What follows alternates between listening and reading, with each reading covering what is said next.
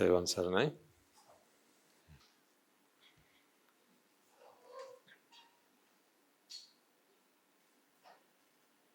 Just look at all you beautiful people.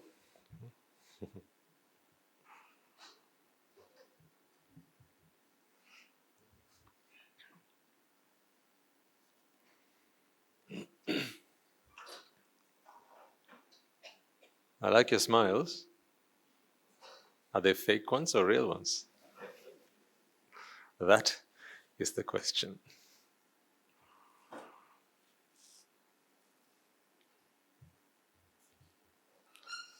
So how are you holding up with the sixth precept? We collected a few along the way back to Rajagiriya last Sunday. You didn't get that, did you? So on the way back to Rajagiriya Main Street, we collected a few along the way. You still didn't get that, did you? So some had thrown a few out the window.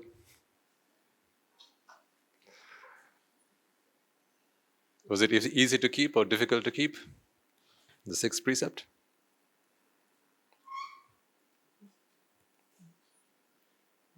Only those who were here last week might know about this, unless of course you listen to the sermon online. Was it tough? When life's adversities come your way?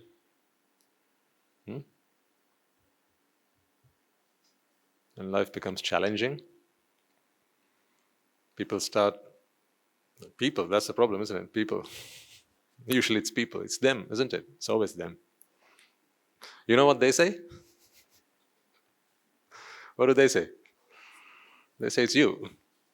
But I don't believe them. I believe you. It's them.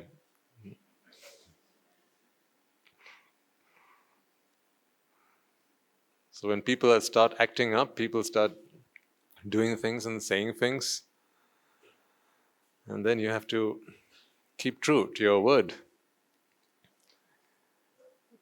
To observe the sixth precept and to keep true to it simply means you don't take the default path that everyone else does.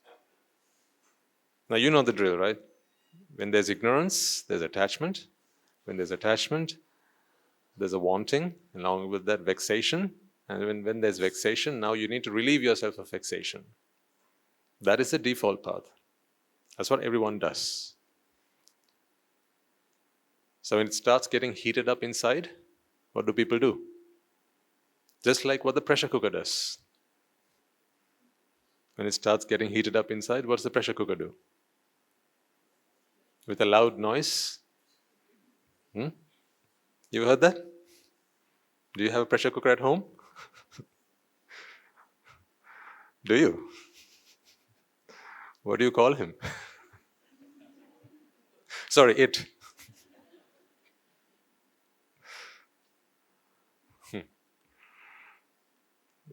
Is it an it? Or is it a he? Or is it a she? I don't know, you tell me. We don't have pressure cookers at the monastery. We left them behind. They're no good. So that is the default route.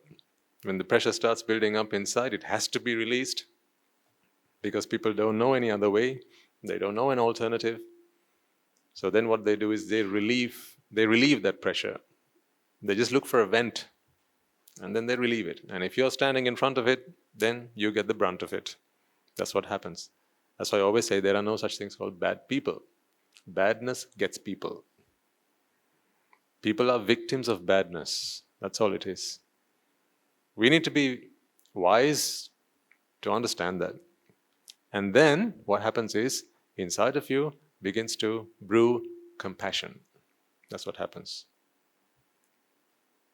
When you can treat someone the way you'd like to be treated, and when you realize, like when you get hot-tempered, you want someone to understand you, don't you? Just take yourself back to an incident that might have happened long time ago. They don't happen to you nowadays, do they? Hot temper? No. No, Swami Nahansa, they don't happen to us now. We are good. What's your record now? How many days? How many days of abstinence? From talking back, firing back, shouting back, fighting back, retaliation. How many days of abstinence now? You keep count. That's a nice target to have. Just keep count. In your little notebook you might have, maybe one at home. Your virtue book or something, merit book, if you keep something like that. Just keep track of how many days and counting you've abstained yourself from firing back. It's difficult, it's not easy, but it's impossible for those who don't understand the Dhamma. Therefore, it's not impossible for you. If you don't give someone the Dhamma, there's no point in telling them, don't be angry, because that is an impossibility. Don't be angry makes no sense, because no one wants to be angry. No one wants to be angry. So they don't just become angry because they want to. People don't like being angry. When you're angry, do you enjoy being angry? Isn't that why you go and tell other people, stop making me angry. Stop doing these things that make me angry. So why do you ask others to stop doing things that make you angry? Because you don't like to be angry. Otherwise, what would you say? Come on, do something to make me angry, will you? You don't hear yourself saying that. No one likes to be angry. Because anger hurts you more than it hurts the other person. Always. Always, always, always, always.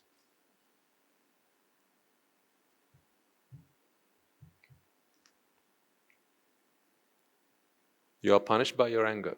Anger is a punishment. Don't you think so? The last time you got angry, who was the first to be punished?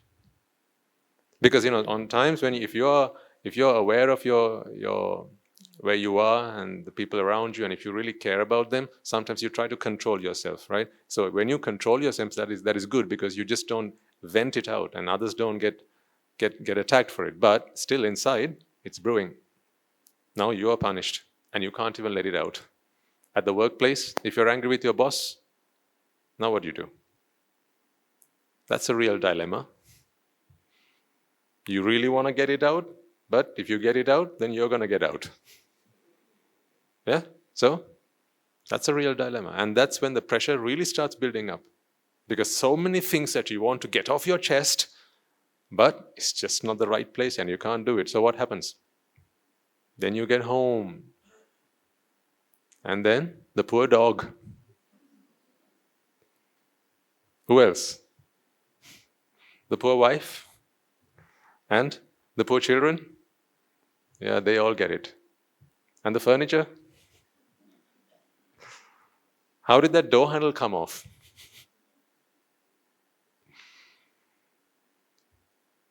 You know how those doors get shut when you have a temper inside, right? They go with a bang. That's your big bang. So you also have a Big Bang theory. That's why if people don't understand the Dhamma, I'd never tell them not to be angry. I won't. Because I know that anger is not something they do volitionally. It's not intentionally done. It just happens. What about desire? Do you intentionally desire?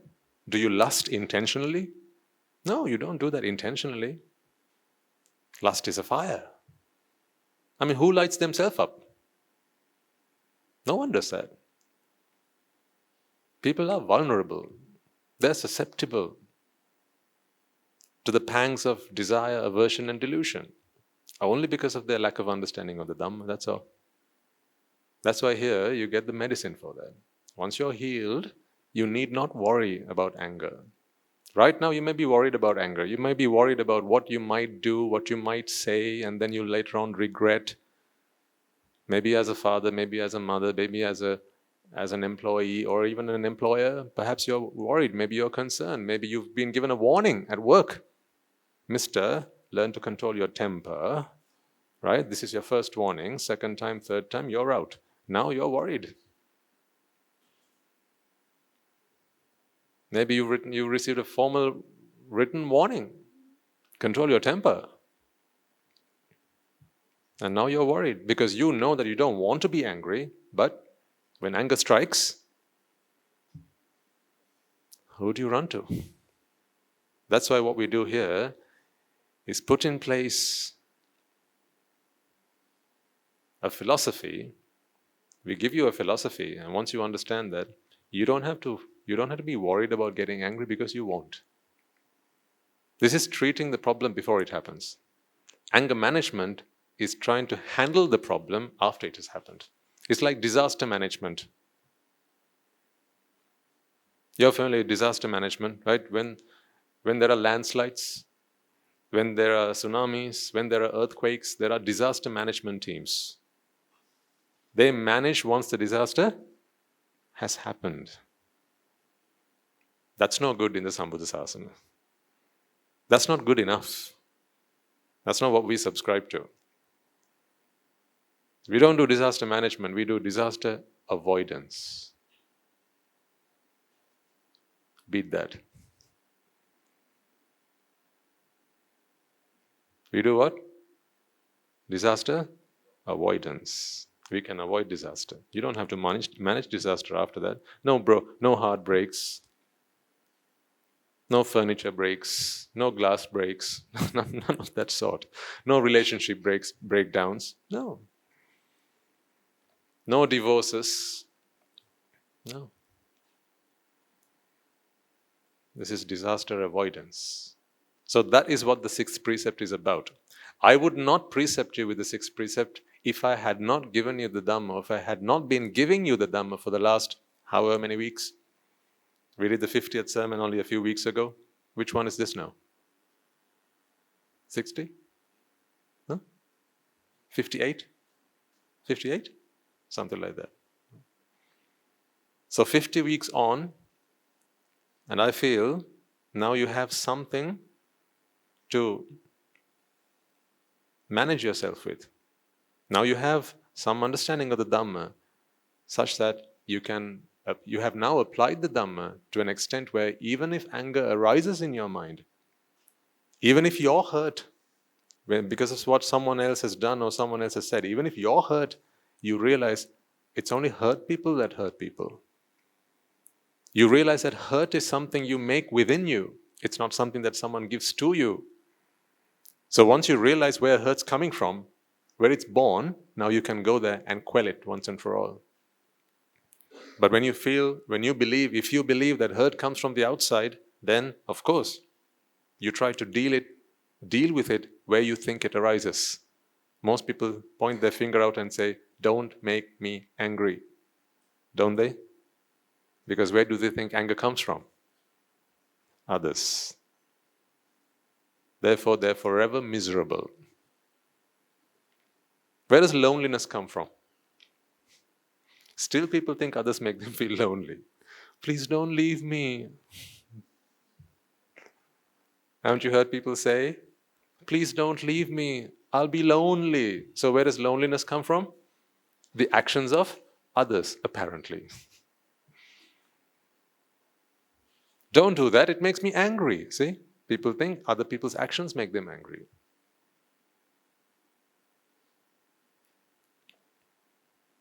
We are about trying to turn people 180 degrees in the other direction. This is completely turning it on its head and helping people realize, no, anger does not come from the outside. The Dhamma is to empower you. If nothing else, the Dhamma is to empower you. It's to help you understand, folks, that you are in complete control of every sentiment, every emotion that goes through your heart. You are in complete control. Wouldn't you like that? Wouldn't you like to have the power to be who you want to be? I don't mean your ambitions per se. I mean, if you don't want to be angry, you don't have to be angry. But right now you can't say that. Nobody wants to be angry, but people get angry. Nobody wants to be jealous, Because it hurts within you when you're jealous, but people do. They become jealous. When lust strikes you, you know you're helpless. And then you have to control yourself. Then you go, where are the chains? Tie me up, please. I'm feeling lustful. I don't know what I might do. See? That's a shame. It doesn't have to be that way. Ignorance takes power away from you. Wisdom gives power back to you. Power to the people. That's what the Buddha Dhamma does. It gives you back your power, the power that you deserve. The right to choose how you want to feel. The right to be in total control of your emotions.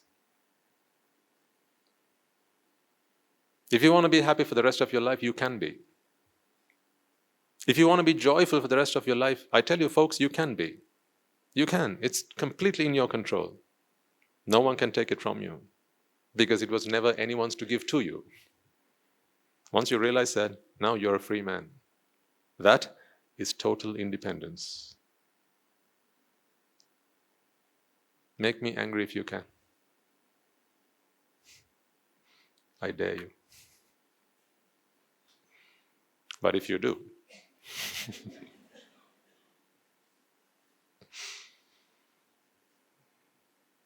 I was not always like this though. I've had my bad times. That's why I speak with conviction. I'm experiencing the results of going through the Dhamma and this journey and the transformation that has happened within me internally. That's why I speak with such conviction. This is not just hearsay. I'm not relating to you something someone has told me. This is not narrating someone else's story. This is my autobiography. It's my story. I'm here to share with you. That's why I don't have to consult. That's why I don't have to ask before I tell you what happened to me. I don't have to ask anyone to tell you what happened to me. I know what happened to me. I'm a man who needed a woman to be by my side. Today I don't feel alone. I don't feel like someone has to be by my side to cheer me up, to keep me happy.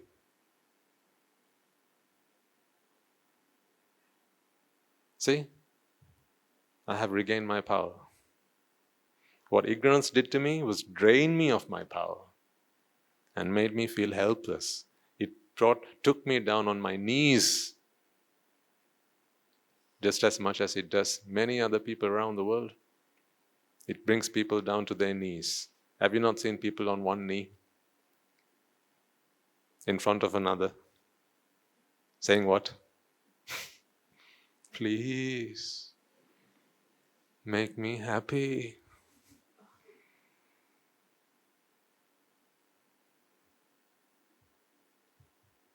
Why do people go begging for happiness? It's not something you have to beg for. It's your right. It's your right. The Dhamma is your right. The Buddha's Dhamma is your right. As a human being, it is your right. So claim your right. Claim it. That's what you have come here for. Claim it. Claim it and then proclaim it as I'm doing today. Share it with the other people. Tell them what you have gained. Tell them how you have won. Tell them how you've gone from victim to victor. Tell them. Convince them that this is possible. Tell your friends.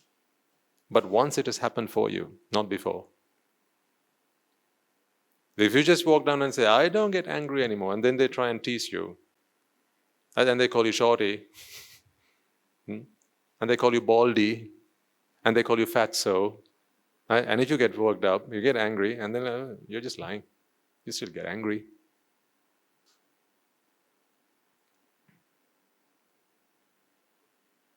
If remarks about how you look still annoy you, that's because you still feel that this is me. You identify yourself by your looks. You believe that how tall your body is how tall you are. That's ignorance.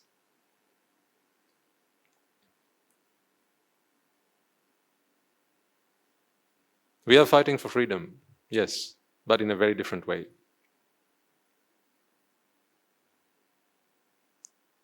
From the dawn of history, man has fought for freedom, haven't they? Man has fought for freedom. Freedom for the blacks, freedom for the whites, freedom for women, freedom for children, freedom for the poor, freedom for the rich. Freedom. People are always fighting for freedom. Freedom for the lesbians, freedom for the gays, freedom for the bisexuals, freedom for the homosexuals, freedom for the heterosexuals. People are always fighting for freedom. Why don't people realize that what they need is freedom from themselves? But how can they? Not until you listen to the Dhamma. Then you realize you have put yourself in a prison and then locked it from inside. And then you say, free me.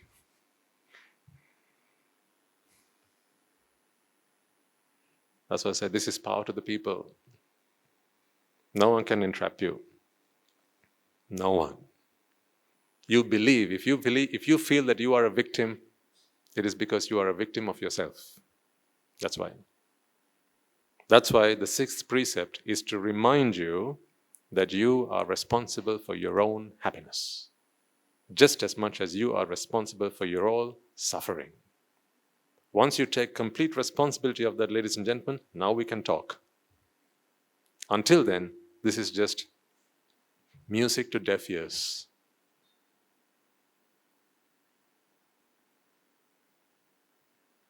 Until then, this is just Picasso to the blind.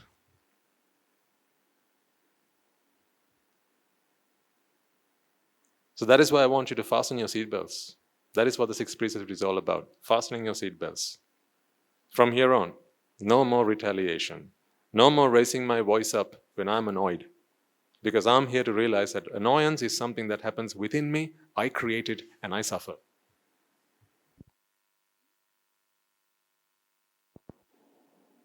Of course, if you create it, who else has to suffer? Next door neighbor? If you create it, you suffer. If you cook it, you eat it. Right? Yeah.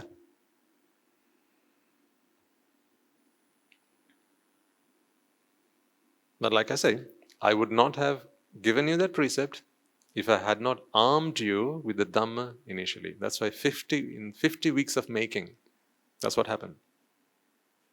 So if you only came along last week for the first time, then I'm sorry. If last week was your first visit and that was the first time you listened to a talk, and now Swami Nwanse says no fighting back, no shouting back, no screaming back, no tit for tat, no retaliation, that would have been a bit unfair. It would have. Because having not given you a way to not be angry, I'm asking you not to be angry. That makes no sense. But if you've been listening to the talks, if you've been coming along, if you've been practicing, if you've been doing your merits, then by this point, it is becoming possible for you. You are the testimony for that. You know, anything I share with you, ladies and gentlemen, soon enough, if you do as I say, then soon enough, you will become the testimony to all of these things. I don't want any of you to take my word for anything I say. Try it out. You have a lab just as much as I do. Where is it? Where's your lab? What is that lab called? Life. Your lab is the lab of life. So don't take my word for anything I say. When I tell you that you can be free from anger, not so that you have to manage your anger, but you can avoid anger, don't take my word for it. Try what I share with you. Try it for a few weeks. Try it for a couple of months. And then come back and tell me whether it has happened for you or not. When I promise you that you can look at that piece of cheesecake in the fridge and turn away without digging yourself into it, without snatching a bite of it, When I tell you that you can do it, try out what I teach you for a few weeks, for a couple of months, and then check for yourself. Don't just take my word for it. Because I share with you things that are doable for all human beings. All you need is a little bit of intelligence, which you have plenty of. All you need is some merits, which you keep doing week on week on week. All you need is a little bit of willpower, initially. Later on, you won't need willpower. Trust me. It is not my willpower that keeps me from being angry. It's not like when you come and say something, if you came up to me and said something intentionally even to annoy me, it's not like, I have to pretend to be happy now. Let me try and do that. Otherwise, they might think that I'm lying. Hello, sir. No. I don't have to pretend not to be angry. Patience is for patients. You got that? Patience is for patients. If you have to be patient, that's because you are a patient. And Arahatun Wahanse is not patient. He doesn't need to be. They say patience is a virtue, meaning it's something you have to practice. But once you have attained to wisdom, you no longer need patience. Patience is when you're trying to act against your nature. That's when you need patience. Patience is a virtue, of course. When you live in society, if you don't have the dhamma, then you need patience. Of course you do. But don't resort to patience for the rest of your life. It is nothing to be proud of. To put up your hand and say, when people try to annoy me, I remain patient. As a Buddha Shravaka, it's not something that you can be proud of, I tell you. As a good citizen, yes. Yes, as a good citizen, yes. It's a good virtue. Yes, I agree. But as a Buddha Shravaka, no. It's nothing to be proud of. It's nothing to write home about. A true Buddha Shravaka need not be patient.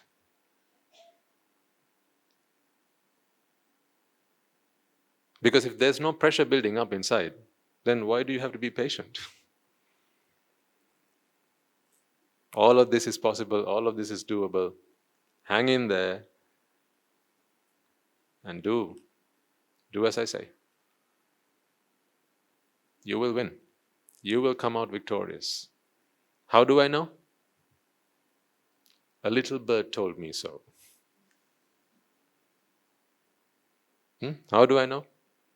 I read it on Wikipedia. No, that's not how I know. If that was so, I would not come up here and talk to you. I'd put Wikipedia on the board and say, read it. I share with you this because it has happened for me.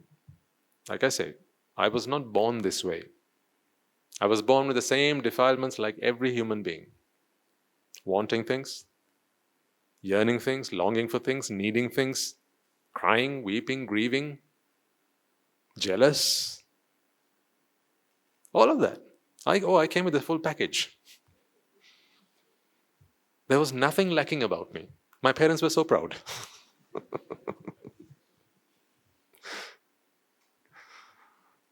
I was not handicapped in any way. But I was not proud of that. Today I'm handicapped in many ways, if you get what I mean. Because my teacher had his way with me. He held me by my neck, and he found my nerve, the nerve that got me angry, and he cut it out. And now it's in the trash. Apparently someone else picked it up.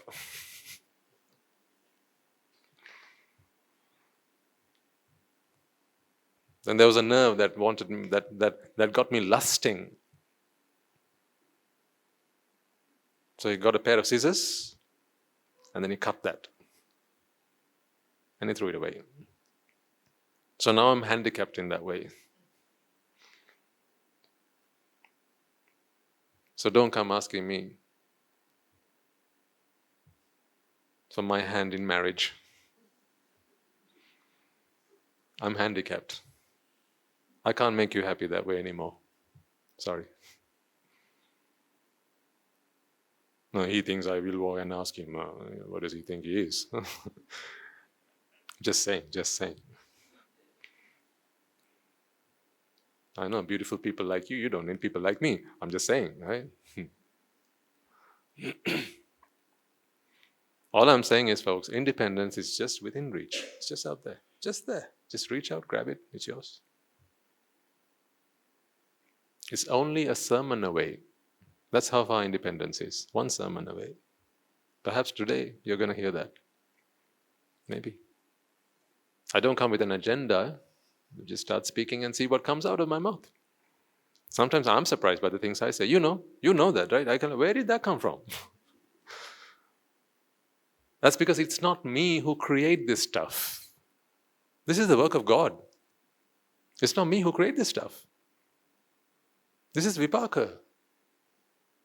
When the right conditions align, and there are causes which are our combined merits, right? And we create this environment where good, wholesome, good, kind-hearted people get together in the hope of freeing themselves from the clutches of raga, desha and moha, magic begins to happen.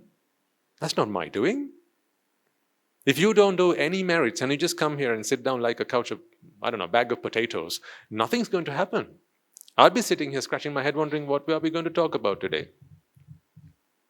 Okay, let's talk about Jack and the Beanstalk. The only reason the Dhamma flows is because there are the right causes and the conditions. I don't take credit for any single one of these things that we hear today. It would be foolish of me to say that this is my doing. Because then I'd be the biggest hypocrite here. I'm preaching one thing, but I believe in something else. The core of what we talk about is no one can take credit and no one can take blame. Because there's no one to take either of them. Yes? That's why I always remind you, folks, there's no room for regret in the Sambuddha Sasana. Because there's no one to regret. We learn lessons, of course. We're not just blind to our history. We learn lessons from our history. But we don't regret history because history is not ours. And in the same way, we don't take credit for what I did yesterday. I don't take credit for what I did yesterday because that was not me who did it. Makes no sense. If I'm to take credit for what I did yesterday, then I should be taking credit for what you do today. Because those are all individual chittas. There's no self here to take any credit or take any blame. That's the truth.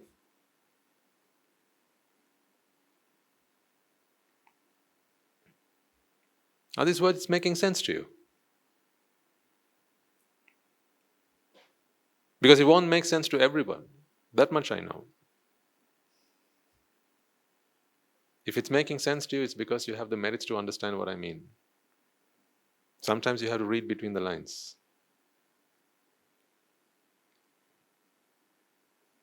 That's why your wisdom is your gift. It's not mine.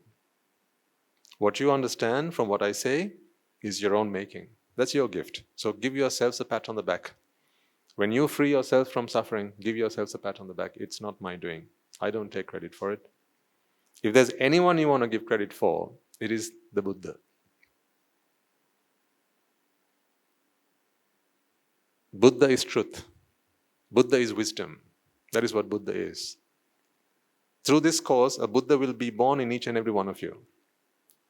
This project is about creating Buddhas within each and every one of you.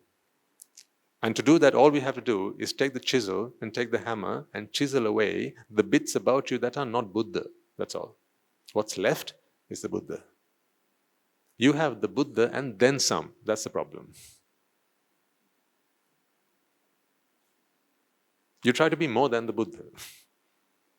Come on, get a grip of yourself. Huh? Who do you think you are? That's the problem. You think you are someone. That is the problem. Stop trying to be someone. And then you are a Buddha. Because the Buddha is nature. Buddha is Rupa, Vedana, Sanya, Sankara and Vijnana. That's what Buddha is. Buddha is wisdom, Buddha is nature, Buddha is the truth. You are the truth and then some. That's the problem. There's the truth. You are the truth. And then you create something in addition to that. And now you are the truth and a bit of false. And a bit of a lie. It's that part we just need to take away. Just scrape it off. It's a sieve that we have to just take it off. And you're free. So, your aspiration is to witness the Buddha. Over there is a statue. I want you to witness the Buddha. Witness. Not just see. I want you to witness the Buddha. What do I mean by witness the Buddha? See him within you. In fact, he's not even a him. What gender is the Buddha? Okay, what gender is the truth? Is the truth male or female? So is the Buddha male or female? See, you need to understand in which context I mean this. Right? For the fool, they'll be thinking that I'm now insulting the Buddha. That's what the fools will say. See, he's now questioning the gender of the Buddha. There are those questioning where he was born, and now this stupid monk, he's even questioning his gender. One of these days, they're going to put me on a cross.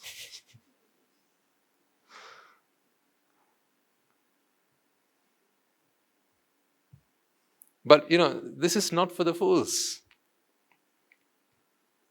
This is for the wise. The Buddha says himself, the Dhamma is only for the wise. It is not for the fools, because the fools won't understand it.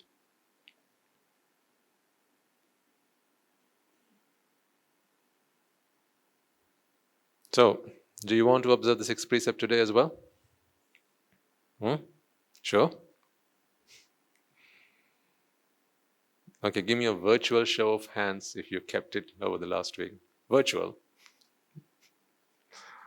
Good. See, I can always be happy that way. Because in my mind, you're all putting your hands up.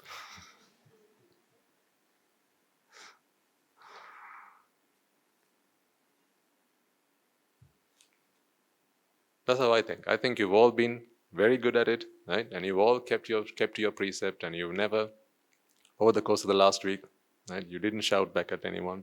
You didn't hit back. You didn't attack anyone for anything that was said or done, or unsaid or undone, whatever. And if ever you had to punish, we talked about punishing last week. Parents have to punish their children from time to time. But that punishment has to be done out of compassion. You must not punish if you can't see what good that punishment will do to the child. You can't punish when you're angry. Oh, don't do that. Because then it's not the child you're punishing. Trust me.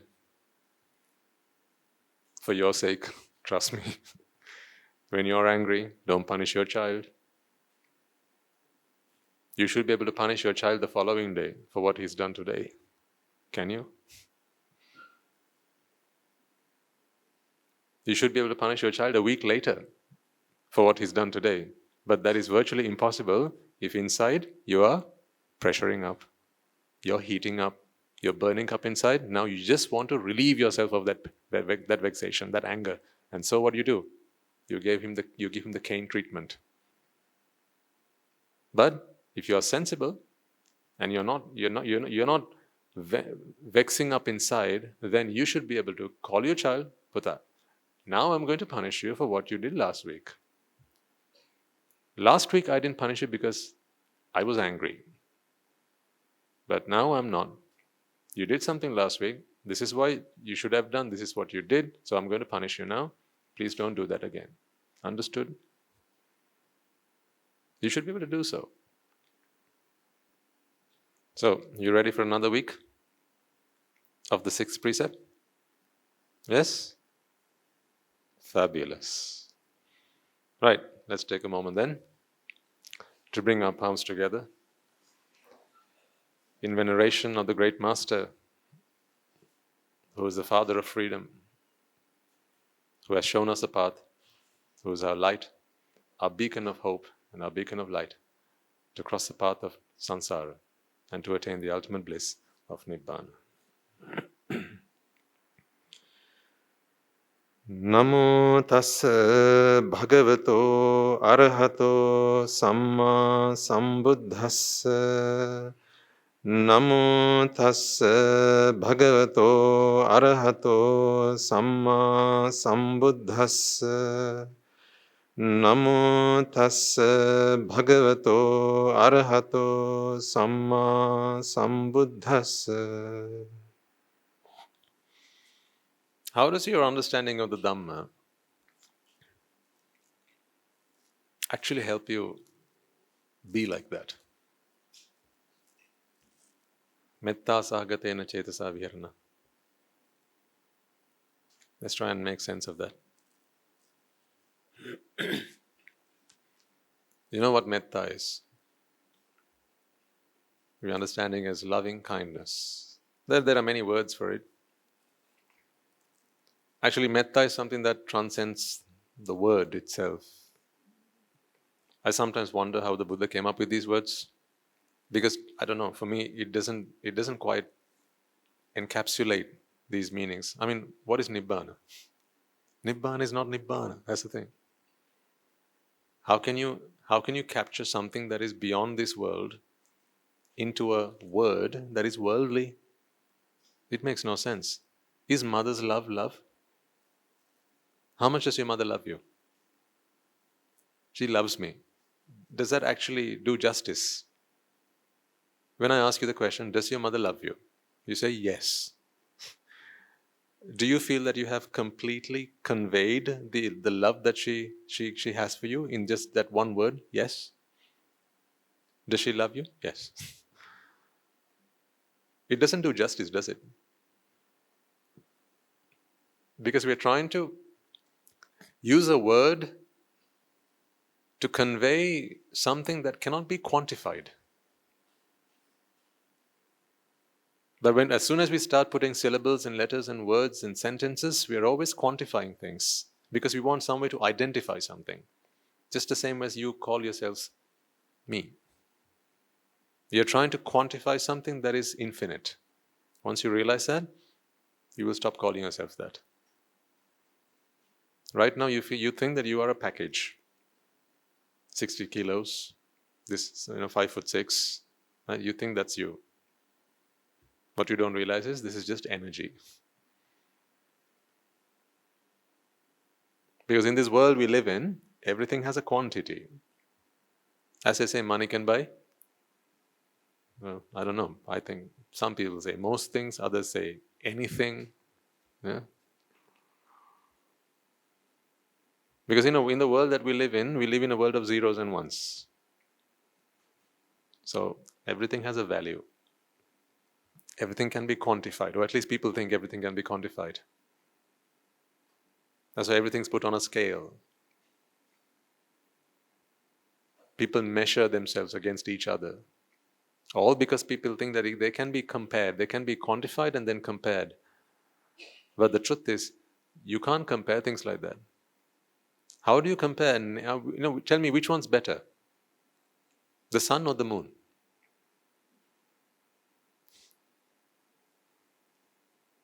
Live one day without the moon and then you'll see. Live one day without the sun and then you'll see. Which one's better then? Which one would you pay more for? The sun or the moon? See? You can't answer that question.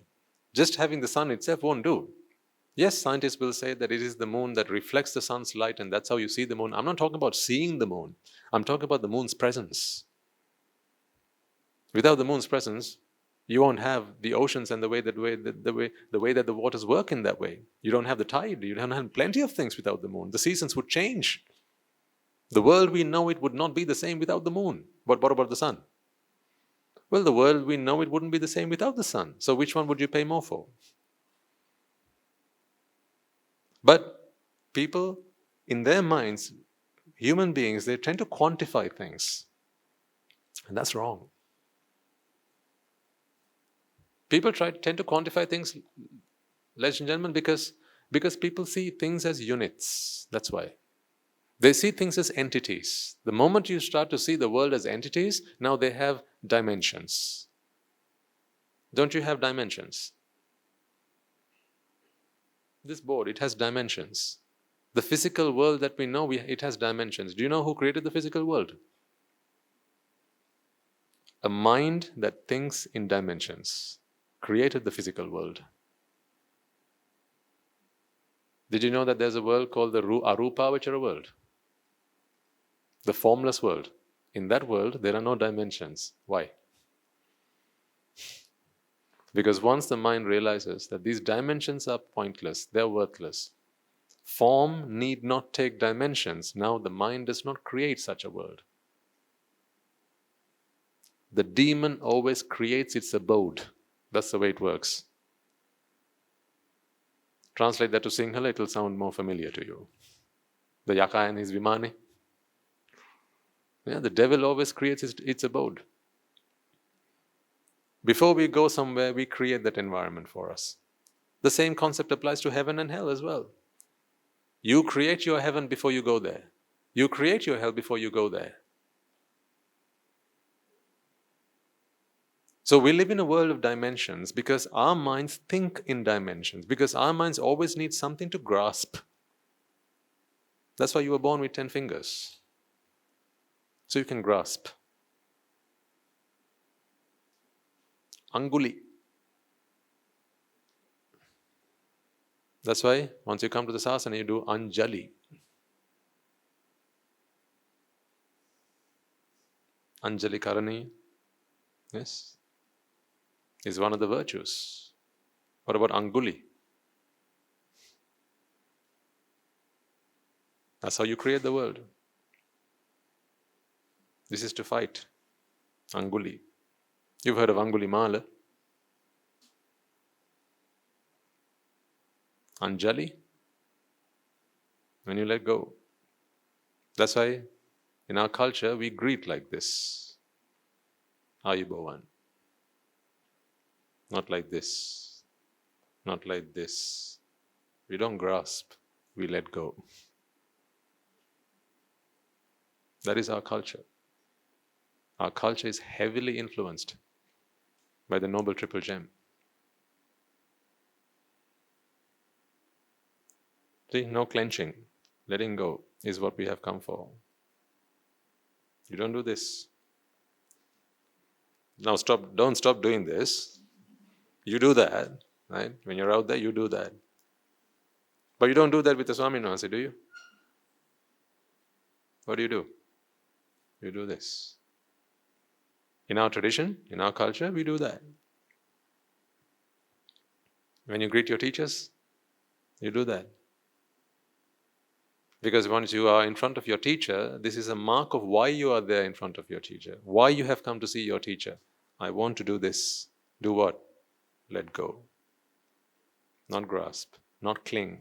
Let go. You are born with these 10 because it represents the 10 unmeritorious deeds.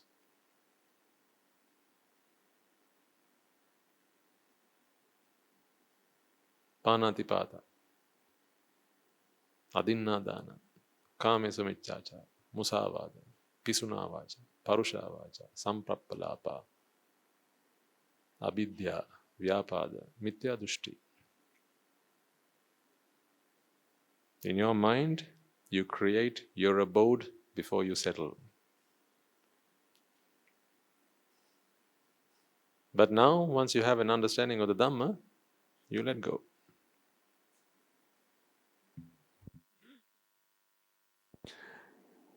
Once again, I'll say this, not everyone will agree with me, and that's okay. Most will think that I'm just cooking up some funny story.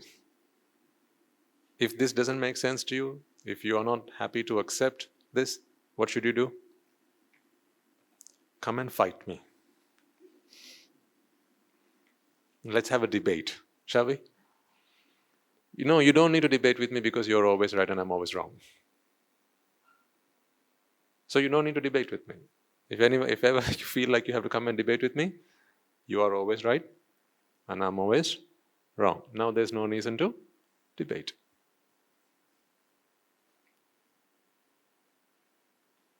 But I'm sharing with you what I understand.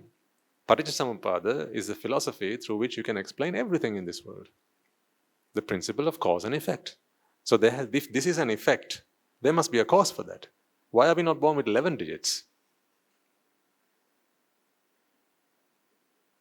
There must be a cause for it. Every strand of hair on your head can be explained through the Paticcasamuppada process.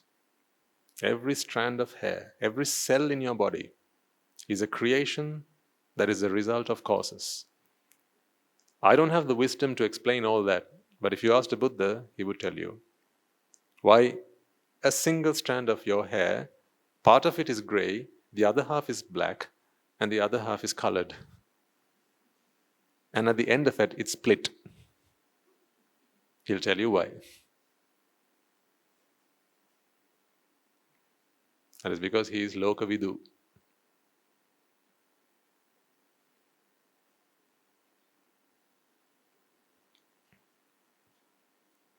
He has nothing can be kept secret from him. He understands the whole world, he understands the universe, he understands the cosmos, he understands everything. If he wants to know, he can know. That's also not a magic either. Those days I used to think that was some kind of supernatural power. How is that possible? But now I understand why that can be possible. You see, in this world, folks, the way things work are, things always work in a complementary way. In other words, it's like every lock has a key and every key has a lock.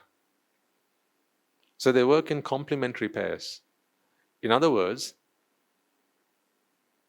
the truth is there in the universe. Right? The truth is always there. When you can tune your mind to the truth, now you become aware of it. The Buddha represents full awareness. Now you see, what we are trying to do here by expounding the Dhamma, I'm teaching you the Dhamma, you're learning the Dhamma. What I'm trying to do is to elevate your level of thinking, your intellectual capacity. I'm trying to lift you up from where you are to the level I want you to be.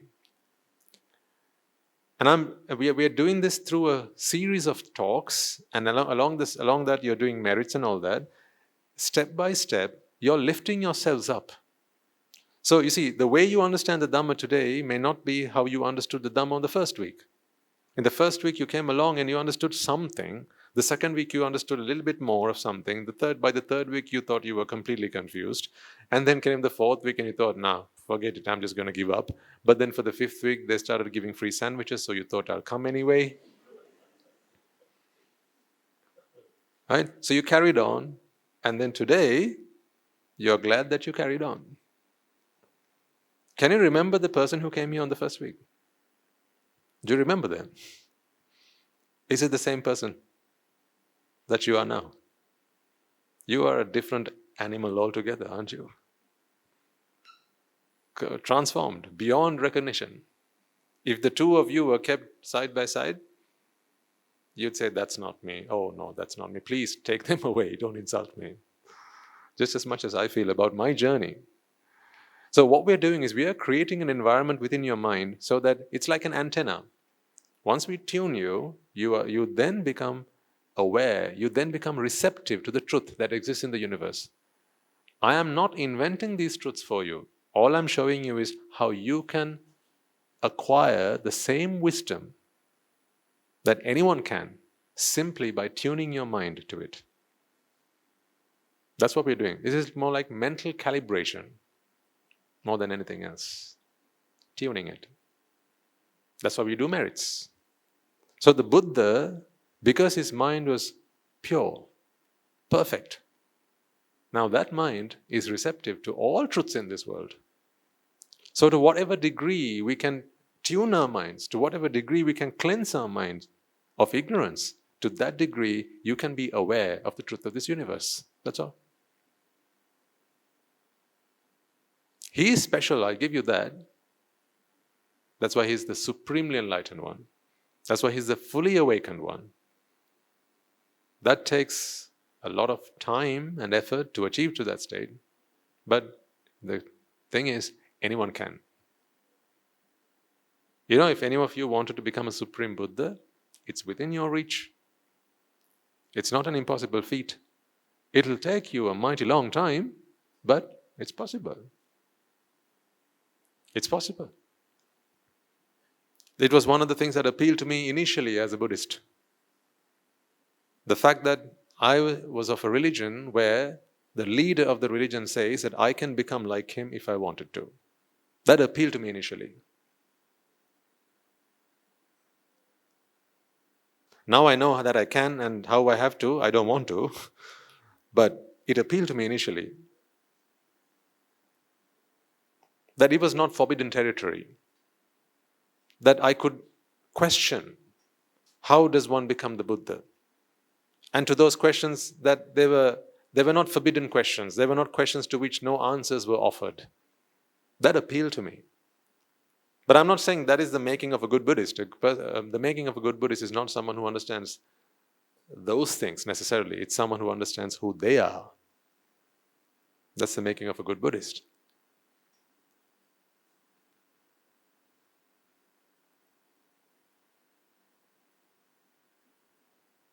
But what we need to understand is coming back to the basics, coming back to the truth. The truth is available to all of us. We just need to elevate ourselves one step at a time, lift ourselves up one step at a time, do the little things that we have to do every day, but consistently, and that will take us to where we want to be. So we were talking about, what were we talking about? Now I lost my train of thought. I like it when people take notes, then I can ask them what we were talking about. What were we talking about, Meta?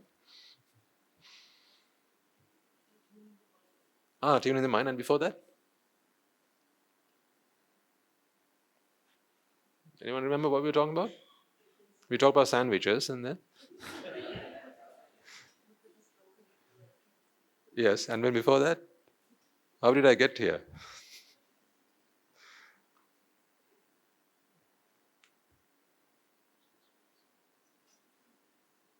Buddha? Metta, yes, thank you. Thank you. Metta.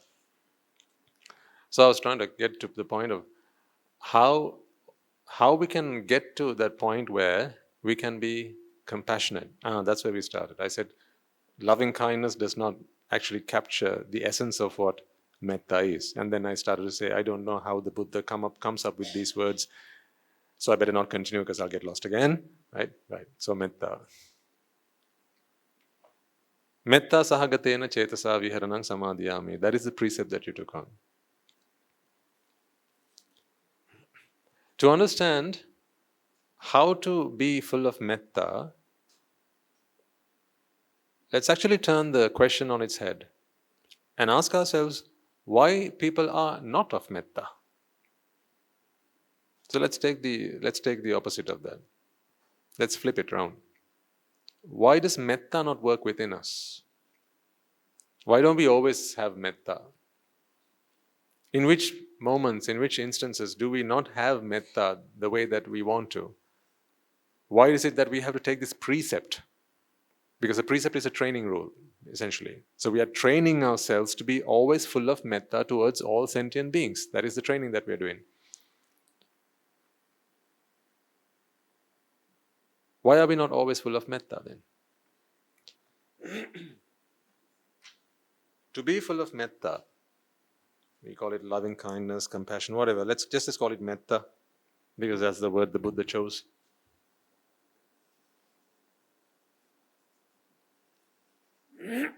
Sorry.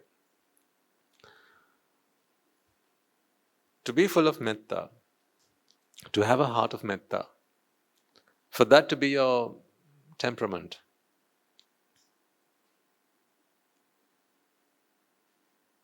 you need to understand a few truths about this world. There are two types of metta.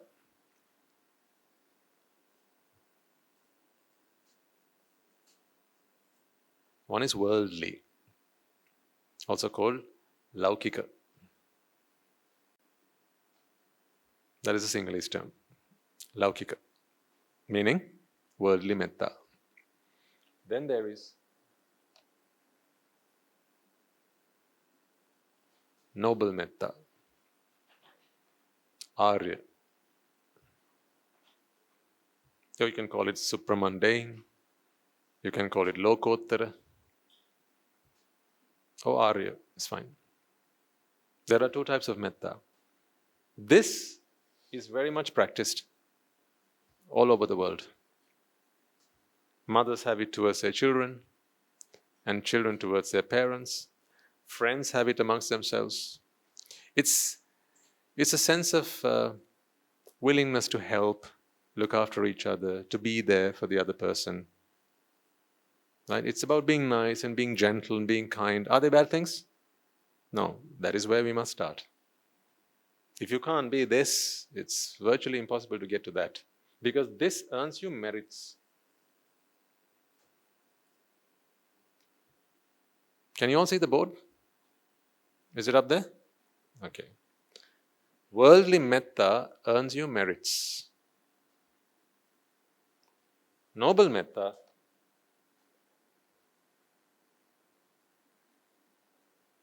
earns you Nibbāna.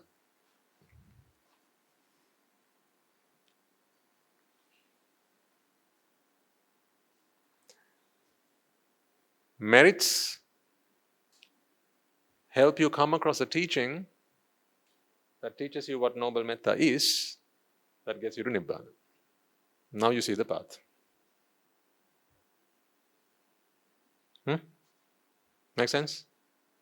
Because you need merits to come across the teaching that teaches you what noble metta is, and then you practice noble metta, and that takes you to Nibbana. You can't do just worldly metta and get to Nibbana. There is no, this path does not exist. This wavy line, there's no direct path. So there's an indirect connection between worldly metta and Nibbana. Yes, there is. So if you don't understand what noble metta is for the time being, what do you have to do? Give up? What do you have to do? Just carry on doing worldly metta. So this is within the grasp of almost everyone. Every good man, every good woman, every good person practices worldly metta. Like I said, it's when you're nice to someone. If you see an old man and you want to help that person cross the street, when you volunteer to do that, that is worldly metta. There are plenty of causes that you fight for, right? Say, reforestation. You care about the world. What kind of metta do you think that is? Is that not metta? That is loving kindness. Yes, but worldly. Is it bad? Should we stop it? No. We do that. You want to save wildlife. Save wildlife. Wildlife conservation. Save the oceans. Save nature, save the environment. Say you build an old people's home. You contribute towards an orphanage. You make a monthly donation to an orphanage. What is that? Worldly metta. Bad? Oh no. Good. That helps you pump fuel. So that one day you get to a teaching that will help you discover what noble metta is, which then siphons you, rockets you into Nibbana.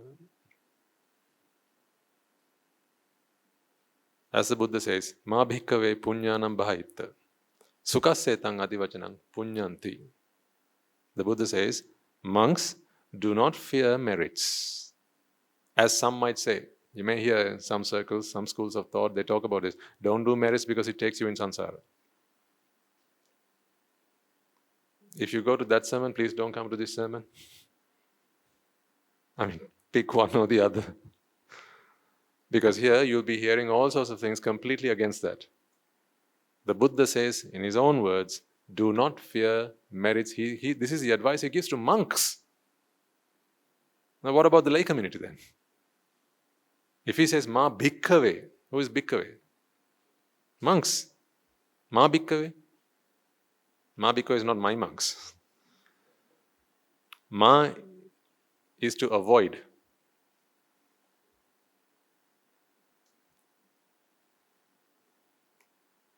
So don't be afraid is what Ma bhikkhave punyanang bhahita is. Punyanang is merits, bhahita is to be afraid, to be fearful. Don't be afraid of merits. Do as much merits as you can, because merits is the path that gets you to comfort, to that which is good, to that which is wholesome, ultimately to Nibbana. Now you see the path. This is why being charitable, being generous, helping people are all good things that you can do to get to Nibbana. Because what you give is what you get, right? So when you do worldly meritorious deeds, you give. You give so that you can get this, the teaching. Noble metta is only something that you will understand once the dhamma reaches your mind. You have to have the dhamma to get to noble metta, because, folks, you need the dhamma to elevate you from a worldly understanding to a supramundane understanding. Only the dhamma can do that. Because for you to get noble metta, you need noble companionship. You need noble companionship. You have to associate an Aryan Mahansa. And once you have the merits to associate a noble companion, now the noble companion teaches you what nobility is, what nobleness is. And that is by expounding the Dhamma. And once you understand that, then you get to Nibbana. So whatever you do today in terms of worldly merits, worldly metta, please continue doing that. If you support your local charity, do it. Helps you earn merits.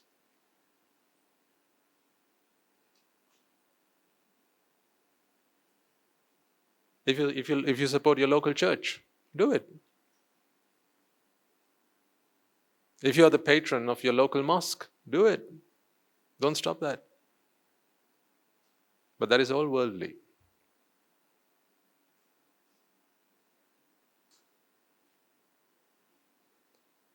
Doing these merits will pave a path for you to one day do something for something that is more than worldly. That's something that steps you into nobleness. And when that opportunity arises, then do for that as well. So this is the path that gets you to Nibbana. Now that you understand that there are two forms of metta,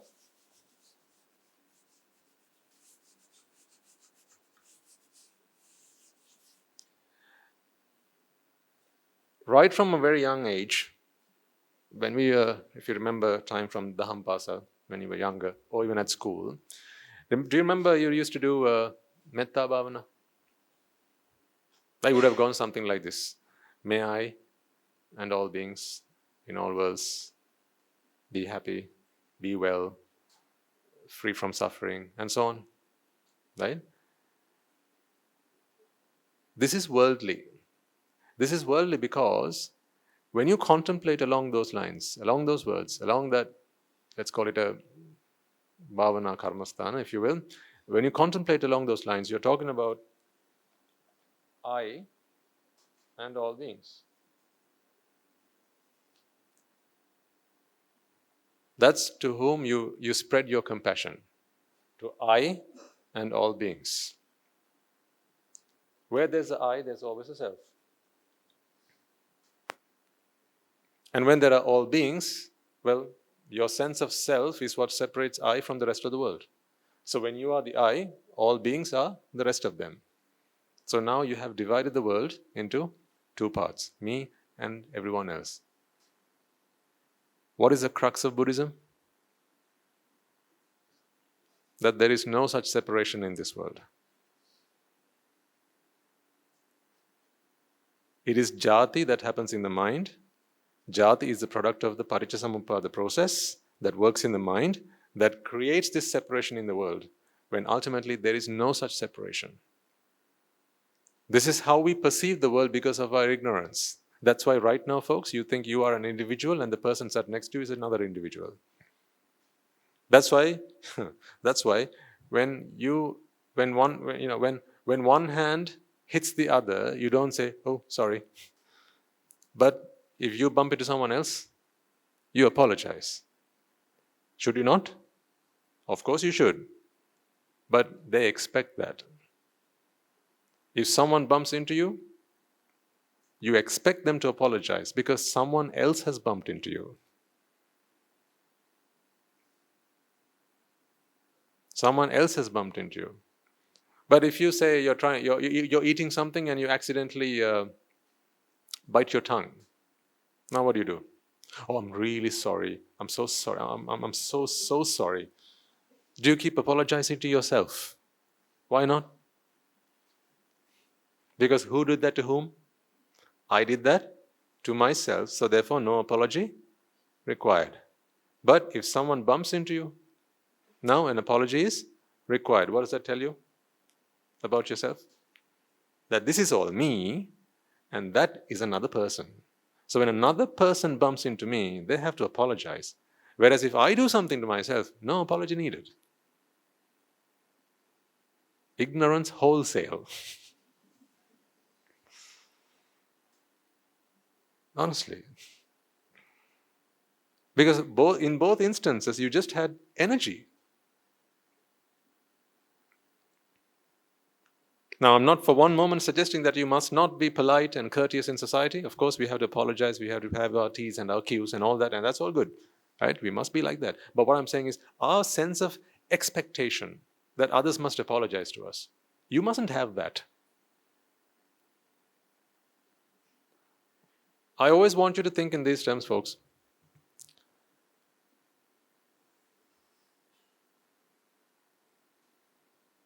Live to love, but don't love to live.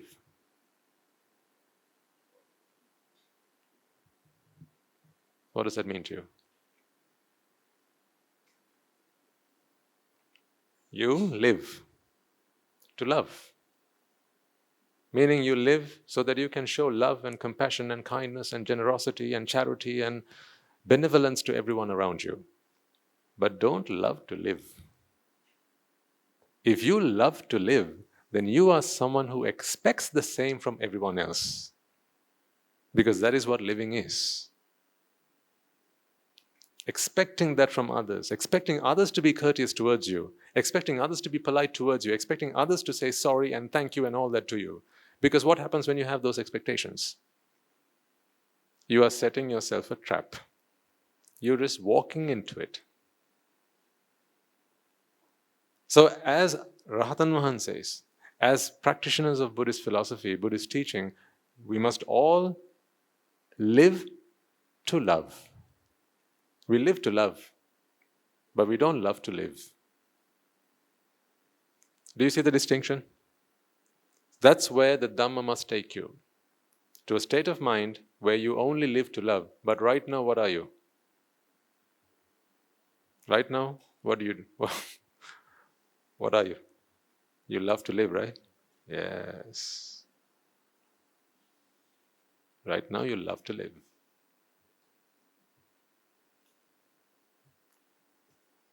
It is because you love to live, you can't do metta. That's why you can't do metta. Because you love to live. Because when you have things that you like, when you have things that you desire, when you have things that you want, in other words, when you love to live. Why do people love to live? Ask someone who says, I love, life is so good, I love life, I love my life. What are they really saying? Here's what they're saying. I like the way things are going. Right? My life is just, it's just taken a good turn. I love how things are going. I like what I see. I like what I hear. I like what I experience. I like the people that surround me. This is what they're saying. In other words, what they're saying is, life is treating me well. Life is good. In other words, what they're saying is the sights, the sounds, the smells, the taste, and the touch that I get are all wonderful. Please keep giving them to me. May I and all beings in all worlds continue to be satisfied, to be pleased by the sights and the sounds and the smells and the taste and the touch that come to us from the outside world. In other words, they are still saying, what they're still thinking is that happiness comes to them from the outside world. That is when they love to live.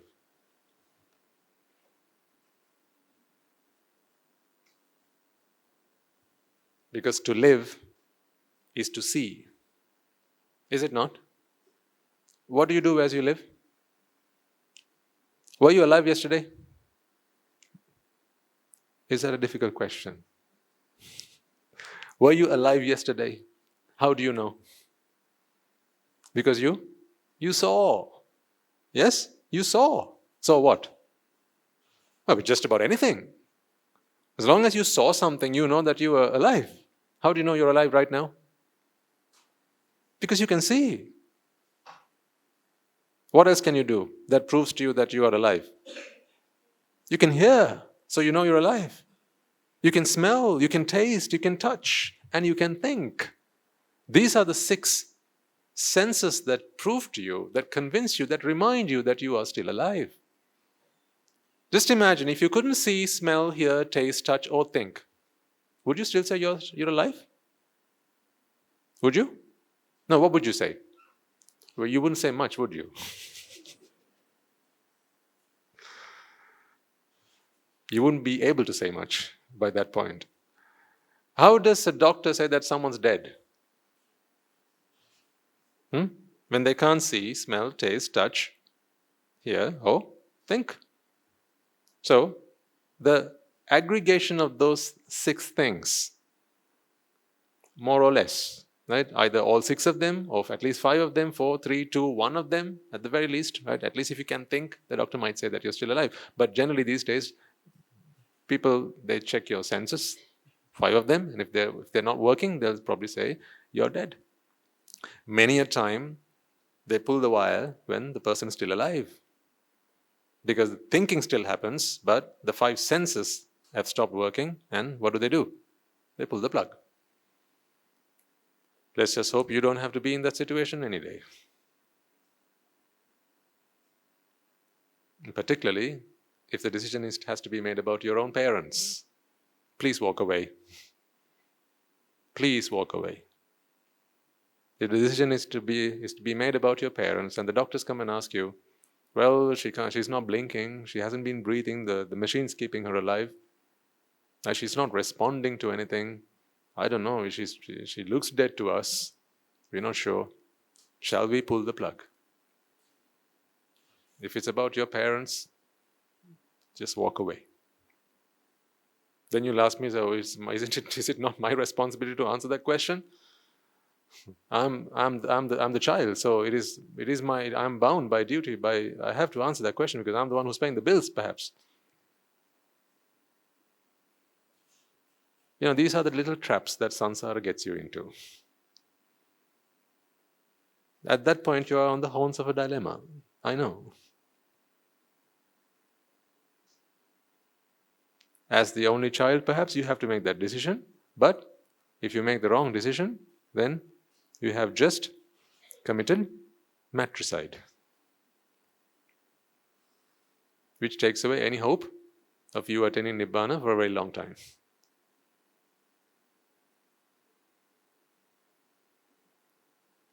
I don't know, these are tough calls. I just hope and pray that you don't find yourself in such situations. Let the doctors decide in such instances. Doctor, you decide. I can't answer that. And the doctor says, well, it's not my job to decide, it's your job to decide. I'm just the one who keeps the cables plugged in. I don't know, toss a coin. Ask the doctor to toss a coin and do what it says. Just don't be the one who pulls the plug or who signs for that. Anyhow, coming back to something we can do something about, right? So, metta, sabba sattesu metta sahagatena cetasa viharanang samadhiyami. To be able to practice this, you need to be able to look outside the bounds of worldly existence. For as long as you sense a self, and therefore you sense that you are an identity, you see the whole world as me and those who are not me. But the truth is, ladies and gentlemen, there is no such thing. These are only just manifestations. Your ignorance keeps telling you that you are an identity and everyone else is a self. Therefore, you don't see chittas. What you see are beings, sentient beings, all beings. All sentient beings. Now when it comes to Arimetta, that when you were at the monastery for the one-day retreat some time back, you had some time where our Swamin Wahanses sat down with you and they chanted Arimetta and you followed. But in that script as well, you said the same thing, didn't you? May I and all beings in all worlds be freed from the fires of desire, freed from the fires of aversion, be freed from the fires of delusion and so on. So why do we use the same terms? Well, what terms are you going to suggest we use then? Let's try writing down a script for noble metta. Okay, come on. May what?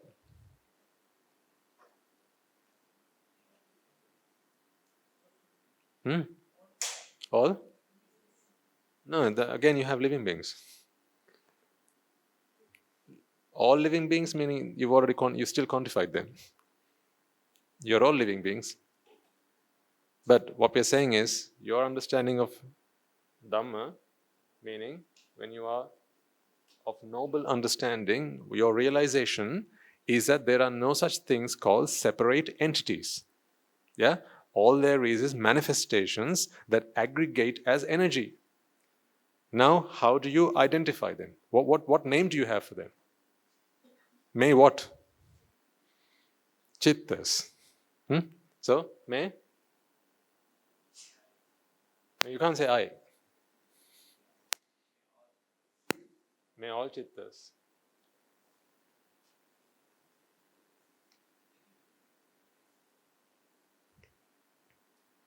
That works to some extent.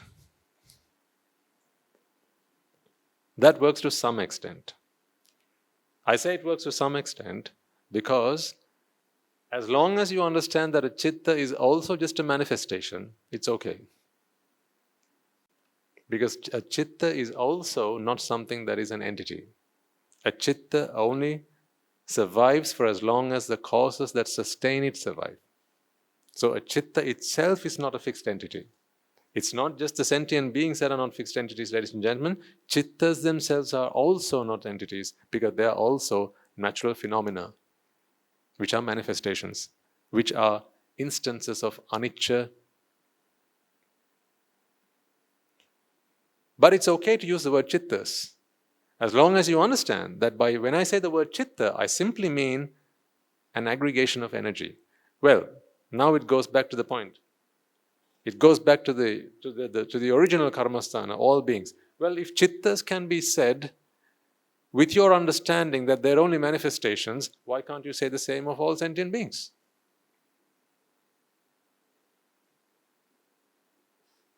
If when you say the word chittas in your karmasthana, in your contemplation, you can contemplate on the fact that a chitta is also merely a manifestation, okay? So why can't you do the same with I and all sentient beings? So then conversely, you need not change the karmasthana in the first place. So the wording can be kept the same. Because just imagine if we rewrote the script, may all chittas in all worlds. Now you have someone who doesn't understand what a chitta is. Now then you're going to have two sets of karmasthana, one for those who have understood the Dhamma and another for those who have not understood the Dhamma. That becomes ever so confusing. So therefore what do? We just use the one script and then we chant it. Those who understand the Dhamma, they contemplate and realize that this is simply manifestations we are talking about. Those who don't, They think we're talking about actual living beings. Horses for courses.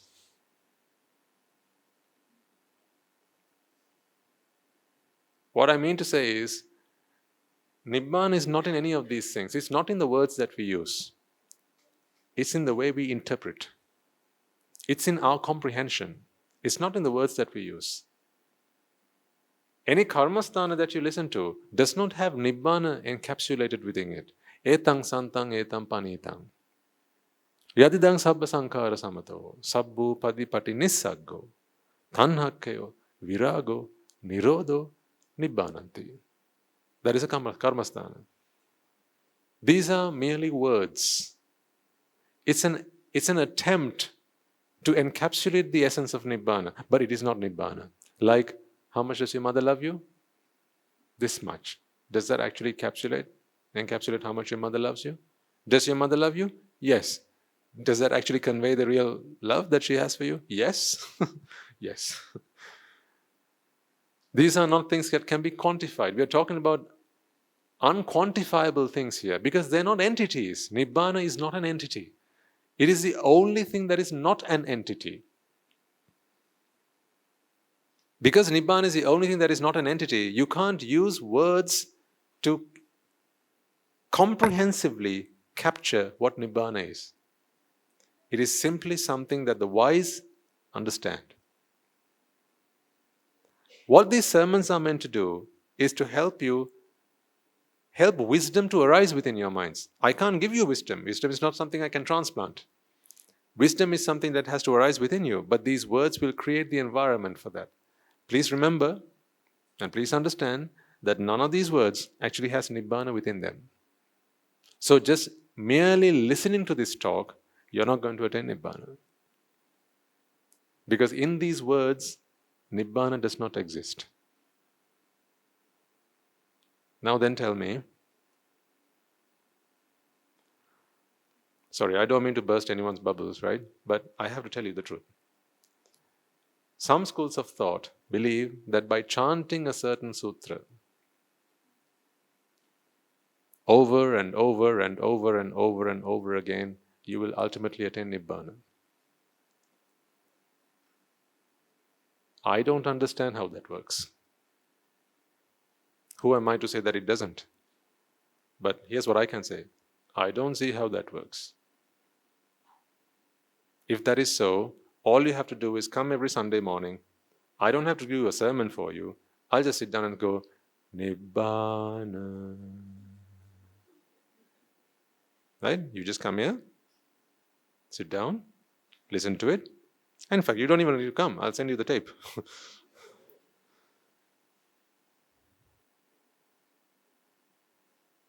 And even when you go to sleep, just put it on. You know, like they have white noise or rain.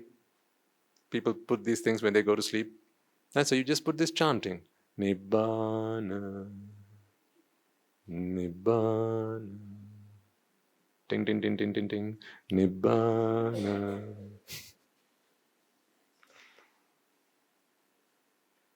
You tell me how that works, and I will stop these sermons and simply send you my recording of Nibbāna. Just put it on repeat. I don't have to work so hard. We can save on petrol. We can save on the sandwiches. I don't know. We just keep coming back to those blooming sandwiches, right? I don't have to risk the journey coming all the way from Ingiriya. Just chant it. How a chanting can get one to Nibbana is just beyond me. Now, when you come to the monastery, there's a Buddha Mandira, right? In which we do Buddhaguna chanting. Does that work then? Just chant Itipi, So Bhagava, Arahang. Just keep chanting that and see whether you get to Nibbana. That's what we do at the monastery, right? Huh? No, that's not what we do at the monastery. You need to understand what you're chanting. Otherwise, it's just a chant. Otherwise, you can get a parrot to attain Nibbana. If that works, right? Because what do parrots do? They just repeat whatever they hear. You can't do that. When you say Arahang, you need to try and make sense of what that means. What does Arahang mean? What does Bhagava mean? What does Samma Sambuddha mean? What does Vichacharana Sampanna mean? As you contemplate on those meanings, every time you hear a word that has meaning to you, it changes you, transforms you one little bit every time. It cleanses you. Arahang, Arahang, Arahang, Arahang. That's okay as long as you understand what Arahang means. Otherwise, you can sing it in the finest tune that you know.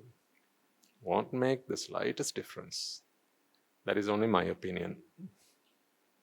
That's why I say I don't mean to burst any bubbles or insult anyone, because there are some schools of thought that that's all they do. Some in the name of Buddhism, that's all they do. From morning to night, that's all they do. They wake up in the morning and then they chant. There are some people who, all due respect, where is deserved, such commitment they have. When you see the commitment that they have to that cause, it's just mind-boggling. It's astounding how they can be so committed to that cause. To that, hats off. Such effort, such determination. That's priceless. But unfortunately, what they're doing, I can't see how that gets one to Nibbana. Just chanting. Then there are other places where you just have, say, bells. So there's a bell, and someone rings a bell. Ting.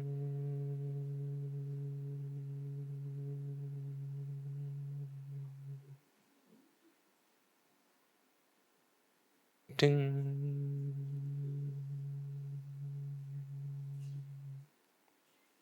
There are some people who all they do, they sit down, they close their eyes, they sit up in meditative pose and listen to that all day long, in the hope that that will settle the mind. It may settle the mind, yes, but it won't cleanse the mind. It's like if you took a glass of water, muddy water, and you set it to a side. After a while, what's going to happen? It's going to sediment.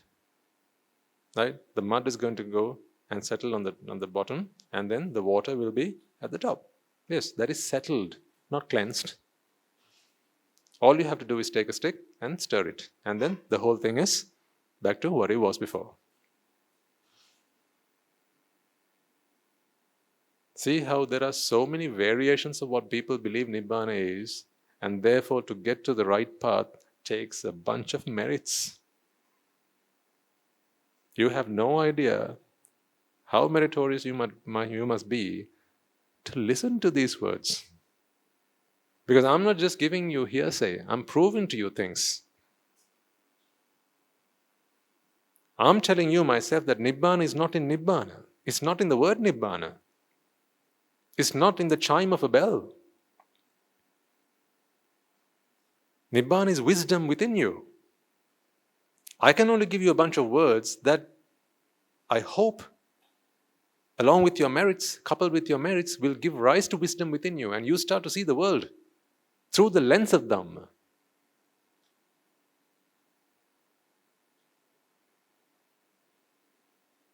So, should we change the script of the Noble Metta?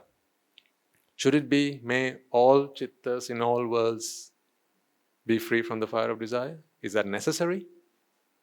Is it necessary? It's not necessary for one who has understood the Dhamma. For one who has understood the Dhamma, it is sufficient to simply, that's enough. Just a reminder to do metta. What's that? It's just a blob. That's it. Nothing. In fact, you don't even need a chant. You don't need a script. Once you have understood the Dhamma, you don't need a script because you're always contemplating on the Dhamma. Once you have understood the Dhamma, you are your own karmasthana. Your understanding is your own karmasthana. That's why this is called the Dhamma teacher. The stream enterer is his own teacher. A Sotapanna individual is his own teacher. His understanding becomes his teacher. That's why he needed the Buddha to initially plant that understanding in his mind, his or her. Once that understanding is in place, that understanding is their teacher. It's like a torch. Once the torch is on, now that is your guide. But while the torch is off, you're lost. You see, the path is always there, but you can't see. Therefore, you don't know which way to go. It's not like there is no path. The path is always there, but without the torch, you can't see.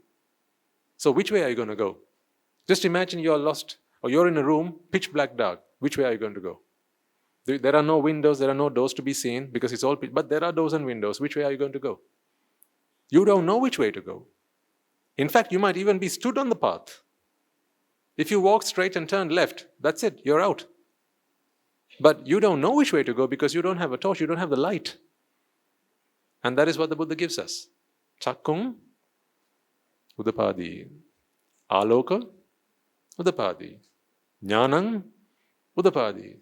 Vijja udapadi. See?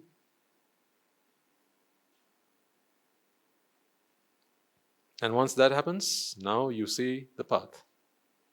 The path is always there. So the path to Nibbana is always there. It has always been there. It will always be there, ladies and gentlemen. You just need to open your eyes and see it. Your understanding of the Dhamma then will help you realize that it is because of jati that happens within your mind, which are just a bunch of chittas. It is because of jati that happens. These are the chittas that arise within you. It is in these chittas a sense of self is born, and because you have a sense of self, now you have an I and you have other sentient beings. Right? That separates you from the rest of the world. That's why even right now you believe that you are an individual and everyone else in this room is another individual. So therefore we can take account. How many people in this room we can take account? That's why you get married. You get married because you think you're getting married to another person. That's why someone who understands the Dhamma does not get married. What does that say about you? When's the wedding? If you have understood that I am not a separate entity, and therefore no one else is a separate entity, explain to me the concept of marriage. Come on. Come on, you're the experts, come on. I know the Dhamma, you know how the world works, right? Explain to me the concept of marriage. Once you understand that all there is matter and energy, right? And these are just manifestations, things have come together as compound aggregates, that's all. There is only a sense of self there is. There are no actual individuals out there. Now explain to me the concept of marriage. Who gets married to whom again? That's why I say, the Buddha saved me, folks. I was a married man. Hit me, someone, please. I was a married man. Because I thought I was an individual. And everyone else were also individuals. And then among those individuals, there were male individuals and female individuals. And then I looked at myself and I thought, oh, I'm a man, so I should get together with a woman. And then I found a woman individual. And then I realized I thought I should live together with her for the rest of my life. She was just as ignorant, which she kept on reminding me. She was just as ignorant, and therefore we tied the knot as man and wife. Where's the man? Where's the wife? If all there are just chittas which arise and pass away in bodies that are formed of the food that you stick in through your mouths, if that's all you are, then where is the man and the woman to get married?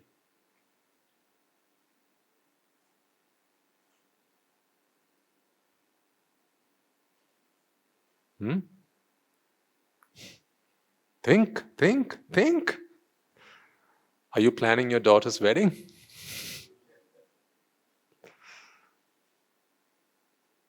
Fathers, mothers, are you going to find a good boy for your daughter? Are you looking for a good girl for your son?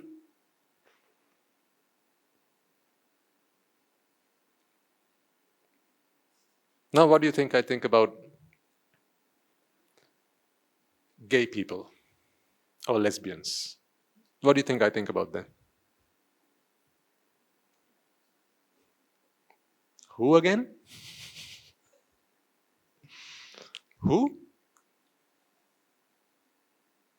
Gay? Lesbian? What's that? Straight? What's that? What is that? Who are men and women to begin with? Because the question of gender comes after. The question of preference comes after. But who is a man? Who is a woman? Or if all there is are chittas, and each chitta believes that I am an identity, and that identity, part of that identity is your gender, besides the physical being, but that physical being comes from eating the same stuff, just your DNA that reconfigures what you put in through your mouths into different shapes and different sizes and different compositions. If that's all your physical differences are, but you have this sense of, it's your body never asked for another body of a different gender, did it? Does your body ever ask for that? Does your body ever ask for that? I mean, if you kept your hand like this, does all of a sudden you see your hand going like this to reach to someone of another gender, the opposite gender? Like you're sat in the room right now. Like if you are sat next to someone who is of the opposite gender, like without your knowledge, do you feel like your hand's trying to go and touch the other person? Be careful, you might get slapped. It doesn't do that. So your body is fine, it's content, because your body is just rupa. Rupa is another word for Nibbāna.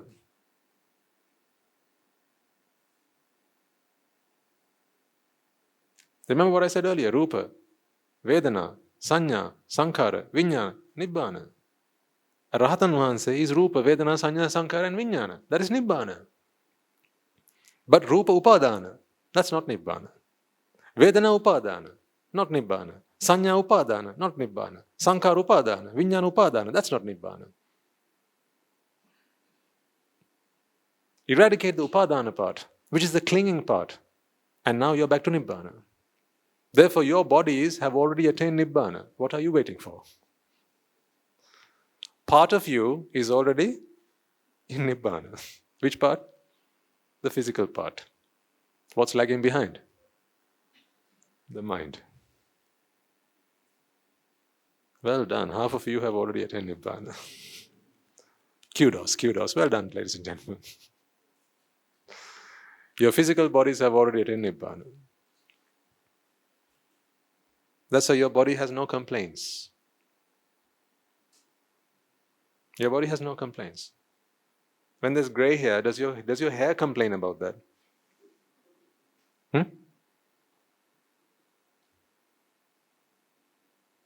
If a tooth falls, does it complain about that? No.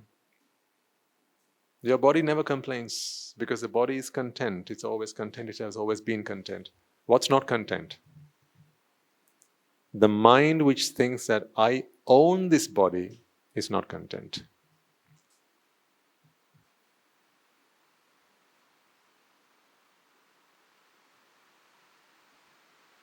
That's bad news for them, isn't it? I know that's what you're thinking. See, of all weeks, today they decided to rain.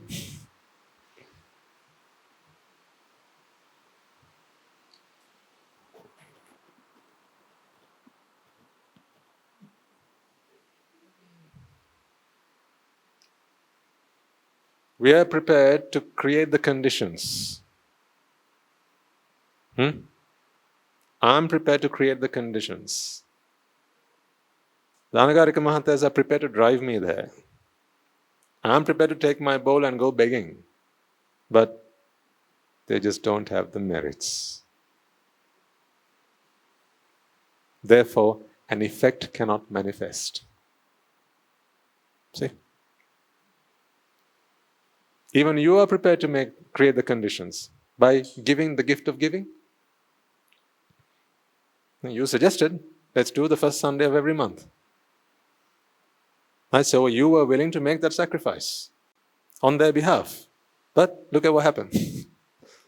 Last Sunday, nice and shiny. Previous Sunday, lovely day. Sunday before, lovely day. And then today, it's as if it was planned. Wait, did you?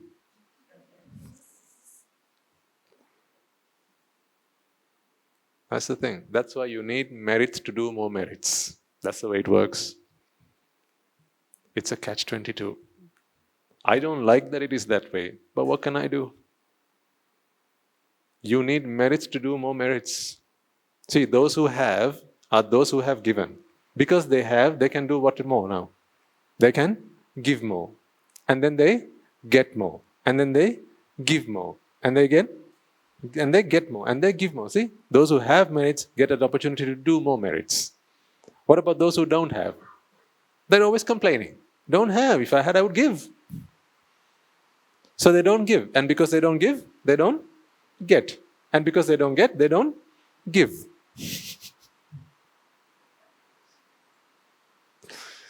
It's a vicious cycle.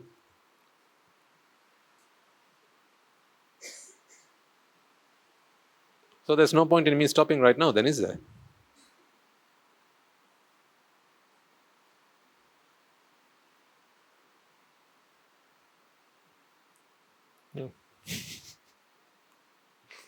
Of all Sundays. That's how I'm just thinking.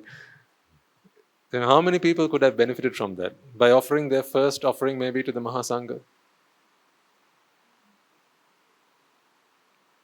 I mean, they only have little to offer. So it's not like when you fill up the alms bowl and then you have to jump on it to press everything back inside. It's not like they only have a little to offer. So because they only have a little to offer, we could have gone to many homes today, but hey-ho.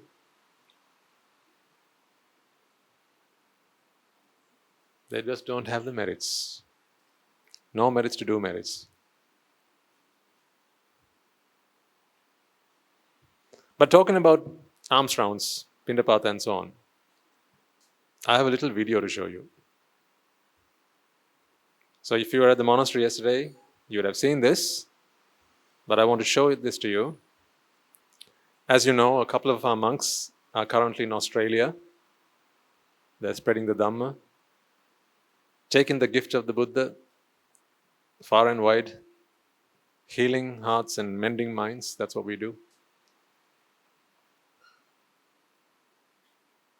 So amidst the many programs that they're involved in, the retreats, the sermons, whenever they find the time, they also take their alms bowls and they go out on alms round. So that even locals can make their first offering to the Sambuddhasasana. See, there's a difference between making a worldly offering and making an offering to something that is out of this world. When you make an offering to someone who is just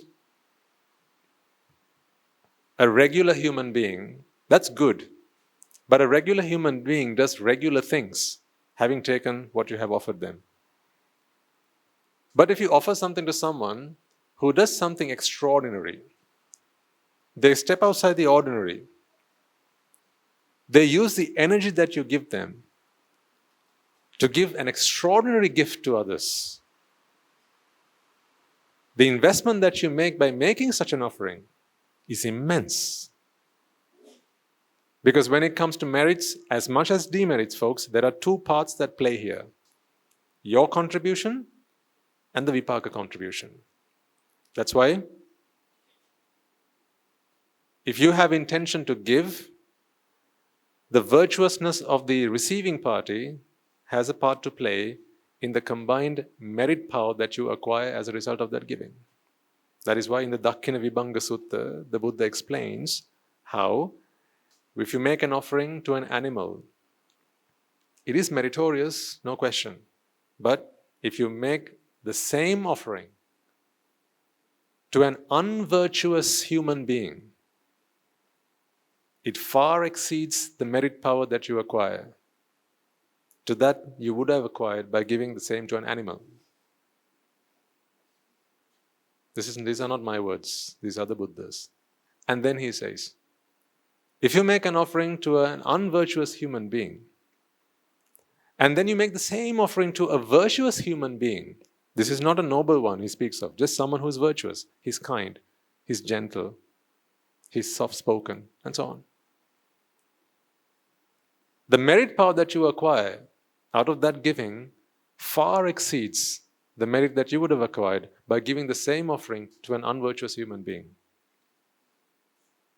And then he goes on to say, if you make the same offering to someone who is on the path to becoming a stream enterer, someone who's on the path to becoming a stream enterer, not someone who has still attained the fruit of stream entry, the merits that you acquire is 100,000-fold the merit power that you would have acquired by giving the same offering, grain for grain, the same offering, to someone who was merely a virtuous human being. See, on your part, no change, right? On your part, no change. That difference comes from the contribution that the vipaka brings you. So he continues. He then talks about the stream enterer. He then talks about the one who's on the path to becoming a Sakrudagami, a seven-time returner. Then he talks about once on the path to once enterer, the Anagami person. And then he talks about making an offering to an Arahatun Vahanse, or one who's on the path to becoming an Arahant. And then he talks about the Arahant. And then he talks about the Pacceka Buddha. And finally he says, if one makes an offering to a Supreme Buddha, the same offering, grain for grain, I repeat, the merit power that one acquires by making that same offering to an Arahant, it is far exceeded by making that same offering, to a Pacceka Buddha, is far exceeded by the same offering that is made to a Supreme Buddha. And then next he says, actually that was not the final saying, and then he goes on to say, the same offering that is made to the Buddha presiding the Mahasangha, not just the Buddha, but the Mahasangha which includes the Buddha. If you recall, his stepmother on one occasion brings a finely woven robe to offer to the Buddha. You remember the story? And on this occasion, Venerable Ananda greets her and takes her to the Buddha. And he says, Venerable Sir, your stepmother is here to make an offering. Please, would you accept it? And the Buddha says, what? Ananda, I reject the offering. And the Venerable Ananda is shocked. So he goes back and says, I'm really sorry, but the Buddha has rejected your offering. But why does he do that? I'm his stepmother. I fed him when he was just a child. When his mother died 7 days after he was born, it was I who looked after him. Please, can you go remind him of that, Venerable Sir? So Venerable Ananda goes back to the Buddha and says, Sir, please be kind, please be accepting of this offering. And then the Buddha says, no, Ananda, I refuse that offering. And then he goes back again. And once again, the Venerable Ananda comes back and makes a final plea. O most gracious one, you are the most compassionate one. Out of all the compassion that you have, would you please be so kind to accept the offering that your stepmother has brought you? She wants to make this offering privately and personally to you. And the Buddha says, Ananda, I know that it is my stepmother, and I know that a mother's love is beyond compare. I know that. and that is why I am refusing this offering. I want her to gain maximum merits by making this offering. Therefore, please advise her not to make this a personal offering to me, but make it an offering to the Mahasangha, which includes me as a component of that. He wanted to magnify the merits. He wanted to amplify the merits that Mahaprajapati Gautami could have acquired. That's why he said, let this not be a personal offering.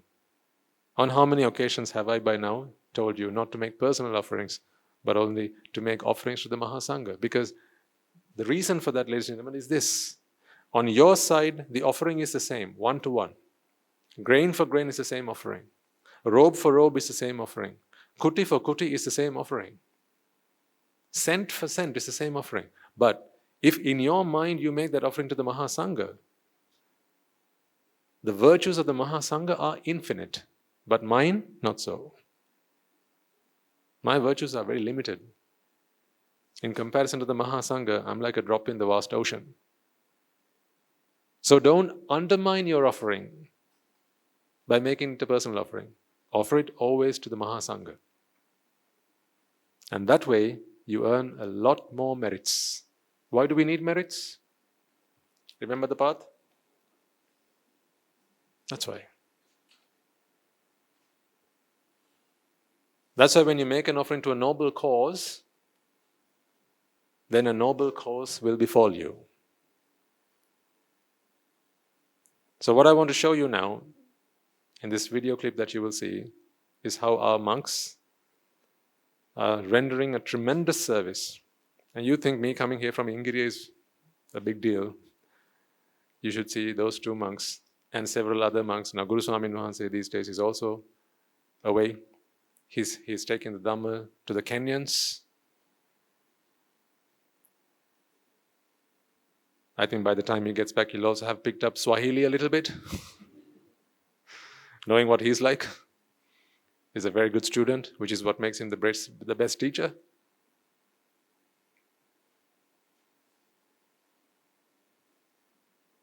So he's going to be there for a few more weeks. And he said, when on my way back, I'm going to bring a few Kenyans with me. I'm sure he will. I long for that day when among us will walk the first black man.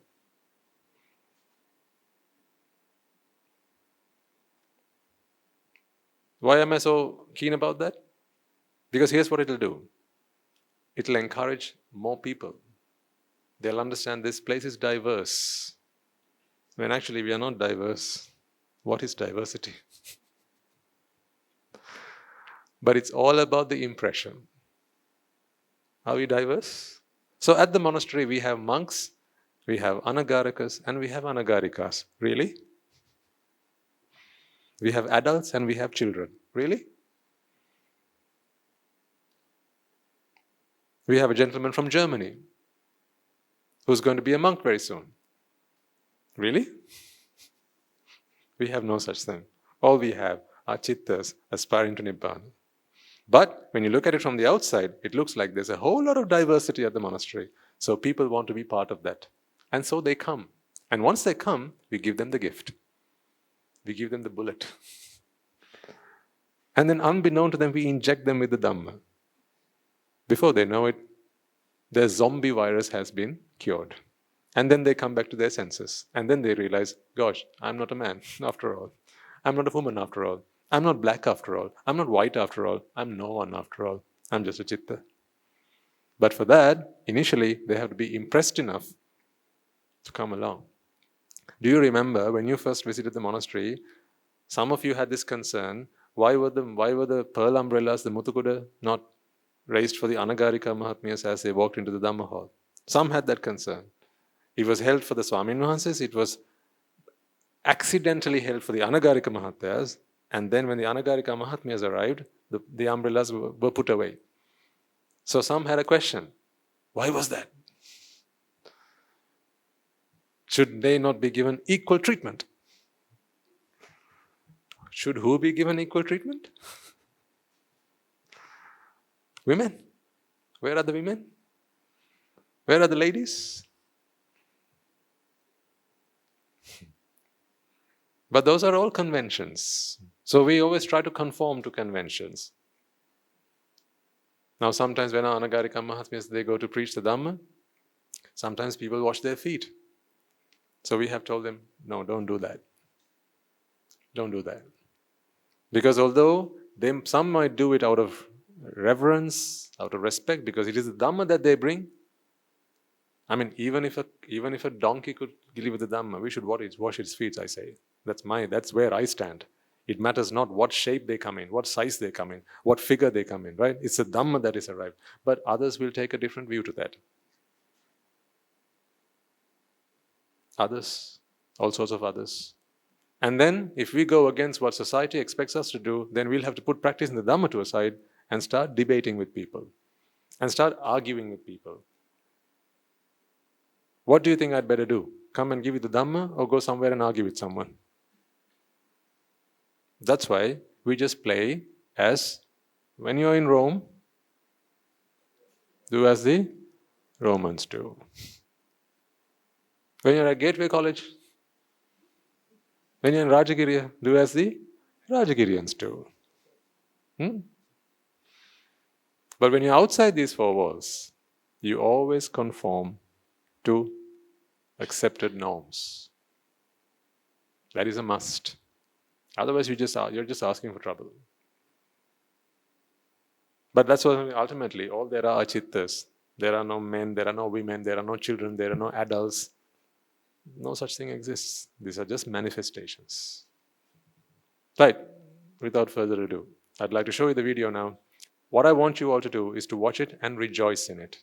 These are your sons that you have offered to the sasana. These are your offerings. So the alms bowl that the Venerable Theros will be carrying with them might have been alms bowls that you had offered. The robes that they're wearing might have been robes that you have offered. The training that they have had, so that they are qualified to take the Dhamma to foreign lands, they would have had, having eaten the meals that you would have offered. So therefore, you all have had a part to play in making this a reality. Therefore, knowing that, acknowledging that, do rejoice in the great things that you have done together as a community. Shall we?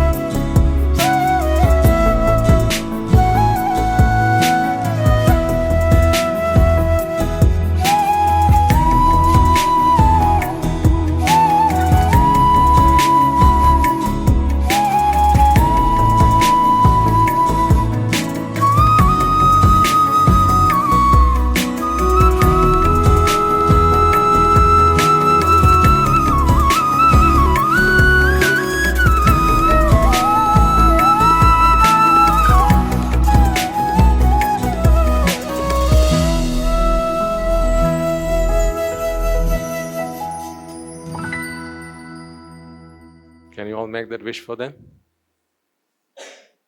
That may be their first step. But why do we do it? So that those first steps lead to them taking their last steps. Last steps where? Last steps in samsara. They will not know today who they're making those offerings to.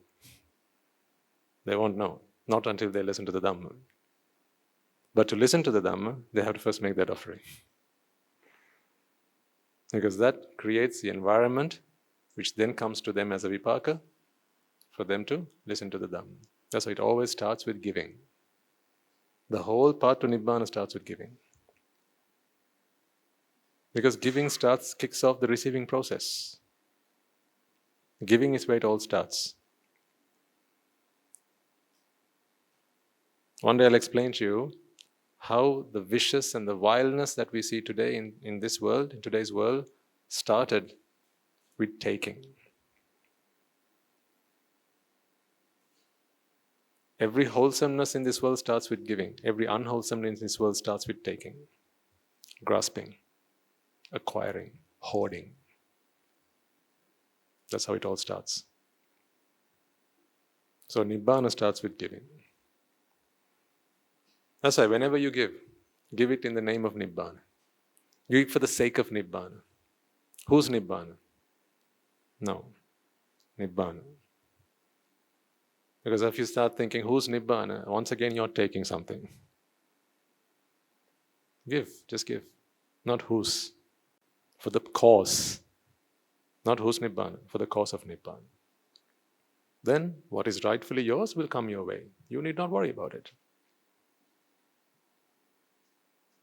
I didn't give for my Nibbana, I just gave.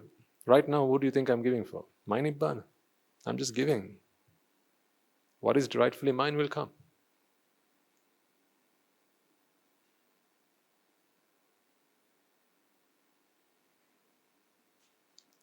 Do you remember a while back, I spoke to you about a little program that we have at the monastery called Little Britain? One day I'll show you a little documentary of how we do that at the monastery. But today I've brought with me a little specimen of that.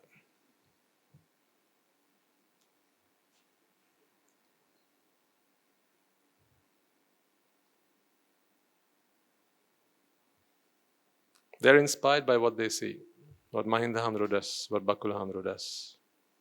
Taking the Dhamma far and wide, across the world, across the oceans, and how the Dhamma has transformed them and therefore they want to do the same for others. Young children, they're inspired because that is the association they get. They get noble association. No wonder they're inspired by noble association. They don't get on a sofa and try to jump off it because it's not Superman that inspires them. They're inspired by the Mahasangha. So what they see day in, day out, they want to do. That's why when they were at home, they wanted to become engineers because you were one. They wanted to become doctors because you were one. But their parents knew better and therefore they gave their sons to the sasana. Now they look at what the fathers and the mothers in the sasana do. They look at what the Buddha did and now they want to do that. Which is to heal as many people as they possibly can in their lifetime. I have brought along with me today a little specimen of that. It's not very little. One day I'll bring you a little one. But this young gentleman is only 15 years of age.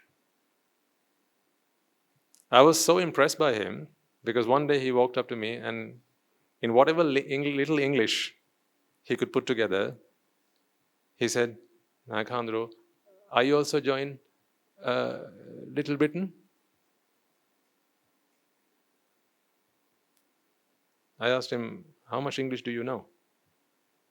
Not know, but try.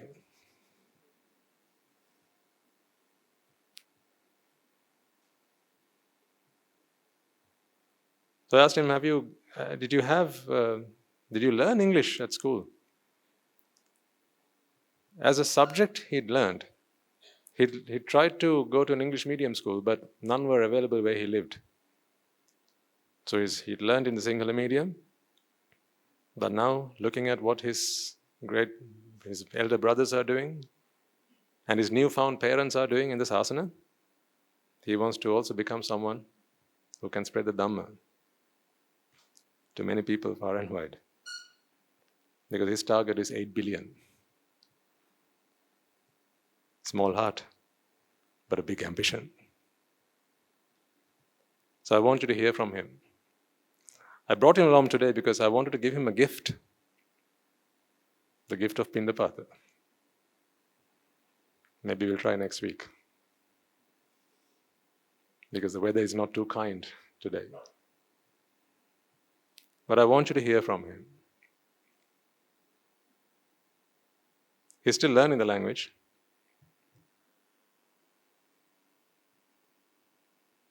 But I want you to see what a young mind can do, what a young heart can do when it's rightly inspired, when the right ambitions are set in place, when associating the right kind of people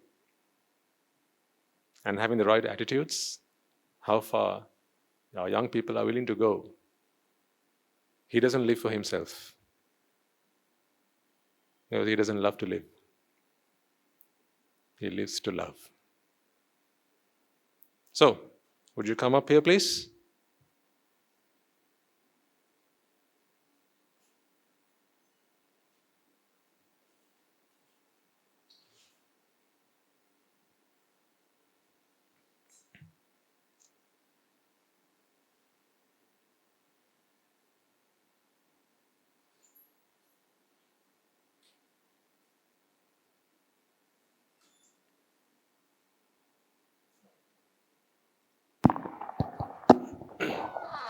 May the Noble Triple Gem bless you all.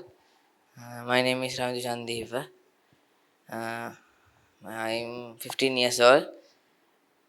When I came to monastery, I can't talk English, but I very like to learn English. In my school also, I don't have English medium, but I very like to know English.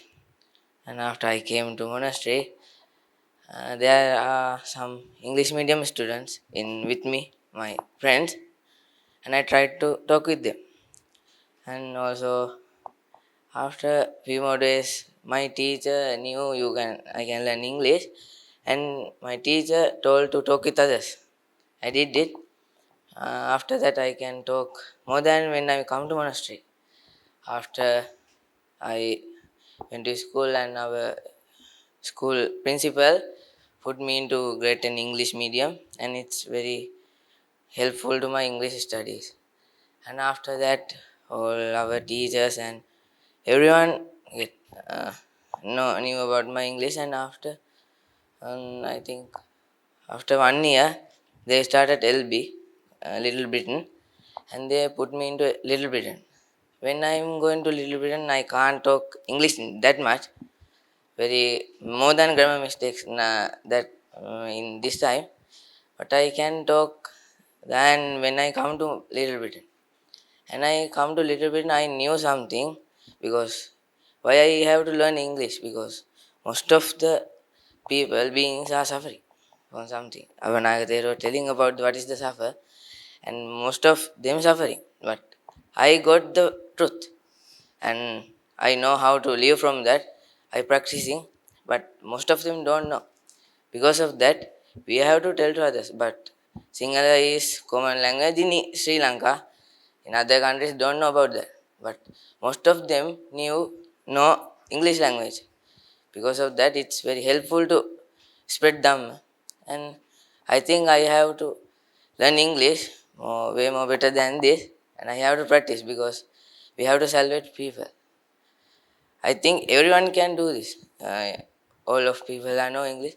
You can help others from this Dhamma and tell this Dhamma and sorry, tell this Dhamma and leave everyone from this suffer. You can help. If you help, you can get help.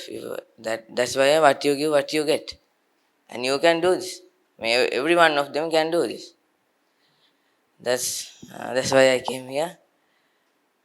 May the noble Therasa.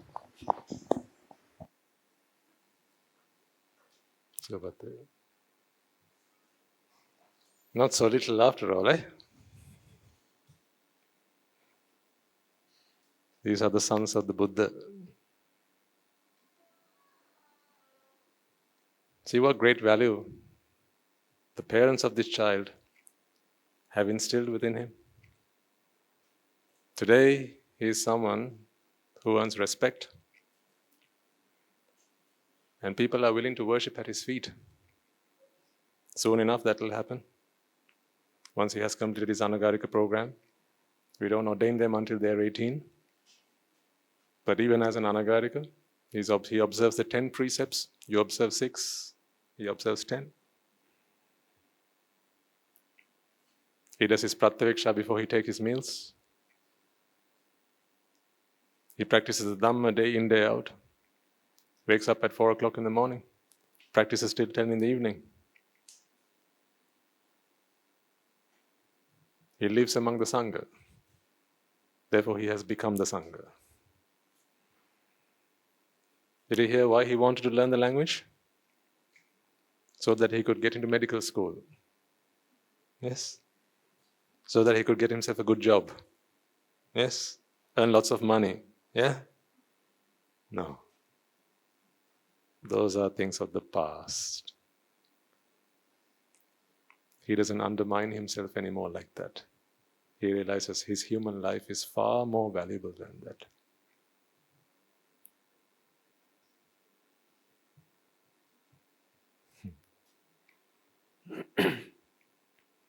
I wanted to give you a small sample of what you do for the sasana and where those contributions go. These are the great warriors in the making. When I leave this world one day, there should be 100 of me. No, 100 better than me. If I can do so much, 100 people who are better than me can do a lot more than that. That is why we live to love.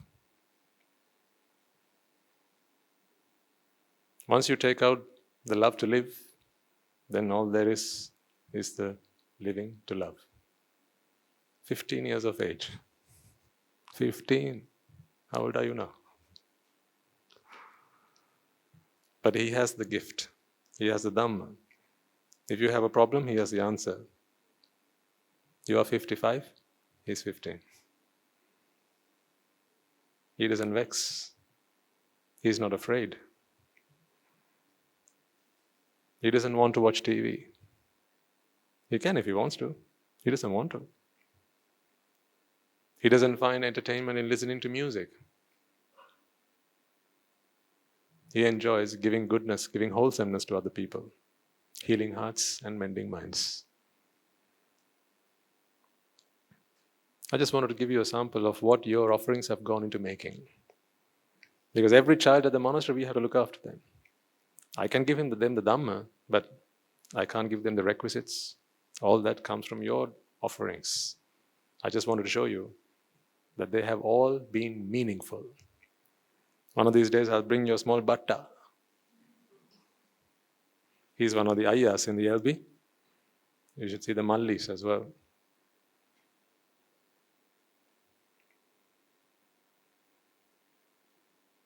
Each one as good as the next. Rejoice, ladies and gentlemen, rejoice. This is the Sri Sambuddha Sasana bearing fruit. And one day, we will change the world. We will help people. We will heal them. We will cure their mental suffering. We will take them out of their miserable lives. We will take them out of poverty by teaching them it is by giving that they receive. We will heal cancer by stopping people from becoming a cancer to society. We can do that. The Dhamma can heal. The Dhamma is panacea. It is the answer to all problems. So I want all of you to feel that as mothers and fathers you have witnessed one of your sons. Because, truth be told, in this journey of samsara, you will have all been mothers and fathers to that child. You have all guided him in one way or the other to get to where he is today. Today, the Mahasangha look after him. But to bring him so far as to come close to us, every mother and every father in samsara played their part. I'll tell you more about Little Britain in future. Because right now it's in the oven and it's cooking. Oh, wait till it comes out of the oven. Then it'll be a force to be reckoned with.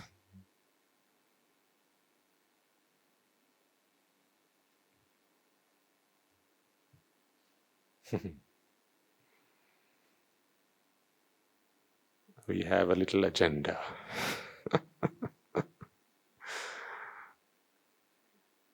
Mara, beware. We are coming.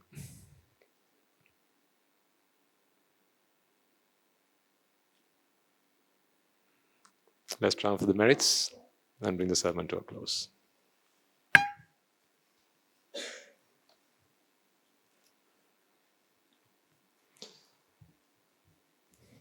Okay, first and foremost then, let us take a moment to transfer all the merits that we have acquired today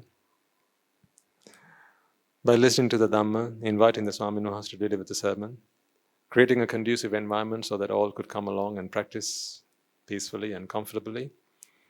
Let us first and foremost transfer these merits to the bhikkhus and bhikkhunis, upasakas and upasikas who have since time immemorial protected and preserved the sublime teachings of the Buddha and passed it down through the generations of the noble lineage in the form of the Tripitaka, which is thankfully available to us today to study, understand and comprehend the Dhamma. Let us take a moment to transfer these merits to all members of the Mahasangha present throughout the world, including the chief leaders of all of the chapters who have dedicated their lives to the noble path and have committed themselves to the betterment of all sentient beings, as well as the monks and nuns resident in your local temples and nunneries. Let us also take a moment to transfer these merits to Guru Swami Nuhanse, our teacher, as well as all the monks resident at the monastery and the Anagarikas and Anagarikas attached to the monastery. Let us also take a moment to transfer these merits to those who make great efforts to disseminate the teachings of the Buddha, be that by transliterating these talks, sharing them out with others, or inviting others to join them. May they all rejoice in these merits. Let us also transfer these merits to our devotees and friends of the monastery, who for the sake of merits to help them attain the supreme bliss of Nibbana, continue to sustain the Mahasangha. This includes everyone from those of you who provide the Mahasangha with shelter, alms, robes and medicines, as well as those who pass on their know-how and continue to extend their well-wishes. May they all rejoice in these merits, and by the power of these merits, may they be healed of any physical and mental ailments, and overcome any obstacles to their spiritual progress. May they abstain from the unmeritorious deeds, fulfill the meritorious deeds, fulfill the noble eightfold path, and may they all attain the supreme bliss of Nibbana. Sadhu, sadhu, sadhu. Let us also take a moment to transfer these merits to our mothers and fathers, brothers and sisters, sons and daughters, grandparents, uncles, aunts, cousins, nephews and nieces, our friends, our elders, our acquaintances, our employers and our employees, as well as our teachers and everyone who's helped us, supported us and assisted us in any way, shape or form. May they all rejoice in these merits, and by the power of these merits, may they be healed of any physical and mental ailments and overcome any obstacles to their spiritual progress. May they abstain from the unmeritorious deeds, fulfill the meritorious deeds, fulfill the noble eightfold path, and may they all attain the supreme bliss of Nibbana. Sadhu, sadhu, sadhu. Let us also take a moment to transfer these merits to the Devas and Brahmas, spirits and demons, primarily the Sakadeva, as well as all the numerous gods and deities who have protected and preserved the sublime teachings of the Buddha and passed it down. Let us also transfer these merits to our guardian deities who keep a watchful eye over us and keep us out of harm's way. May they prosper in divine power and wisdom. May they abstain from the unmeritorious deeds, fulfill the meritorious deeds, fulfill the noble eightfold path, and may they all attain the supreme bliss of Nibbana. Sadhu, sadhu, sadhu. Let us also take a moment to transfer these merits to members of the armed forces, as well as the police force who sacrifice their lives to protect the peace and harmony of our nation. Let us remind ourselves that it is in the blood, sweat and tears that they have shed, today we are able to practice the path in peace and harmony. Let us also transfer these merits to those who lost their lives in the war, be they friend or foe, as well as those who lost their lives in natural disasters and calamities such as tsunamis and earthquakes, landslides, fires, floods, pandemics, and so on, reminding ourselves that in this infinitely long journey of samsara, they will all have been mothers and fathers to us, brothers and sisters to us, friends to us. They will have helped us, supported us, and assisted us in any way, shape, or form possible and available to them. And therefore, with a sense of gratitude towards all that they have done for us and a boundless sense of compassion and loving kindness, let us transfer all the merits we have acquired to all of them. May, by the power of these merits, if any of them have been born in the woeful planes, they redeem themselves and be born in the blissful plane. May they abstain from the unmeritorious deeds, fulfill the meritorious deeds, fulfill the noble eightfold path, and may they all attain the supreme bliss of Nibbana. Sadhu, sadhu, sadhu. And finally, may by the power and blessings of all the merits we have acquired throughout the day, we be able to witness the advent of many hundreds of thousands of arahants on this blessed land. And finally, may you and I and everyone who's helped make this program a success become a Rahatan Vahanse or an Arahataran Vahanse in this very life itself and in the era of the Gautama Supreme Buddha itself. Sadhu, sadhu, sadhu. May the blessings of the Noble Triple Gem be with you all. The members of the Mahasangha will now transfer their blessings to you. Raga ginnen midetva, dvesha ginnen midetva, moha ginnen midetva, Nibbāna parama sukhayan Sukhita taravetva, Nibbāna parama sukhayan, Sukhita taravetva. Mamada siyalu loka, siyalu satvayo, Nibbāna parama sukhayan, Sukhita taravetva, Nibbāna parama sukhayan, Sukhita taravetva, Nibbāna parama sukhayan, Sukhita taravetva. Raga gini niveva, Dvesha gini niveva, Moha gini niveva, Nivan sapa labeva, Nivan sapa labeva, Nivan sapa labeva. Tunduange suvisi ananta maha guna belen, sila loka sila satyoma, Nibbāna parama sukhen suvita taravetva. Sadhu, sadhu, sadhu.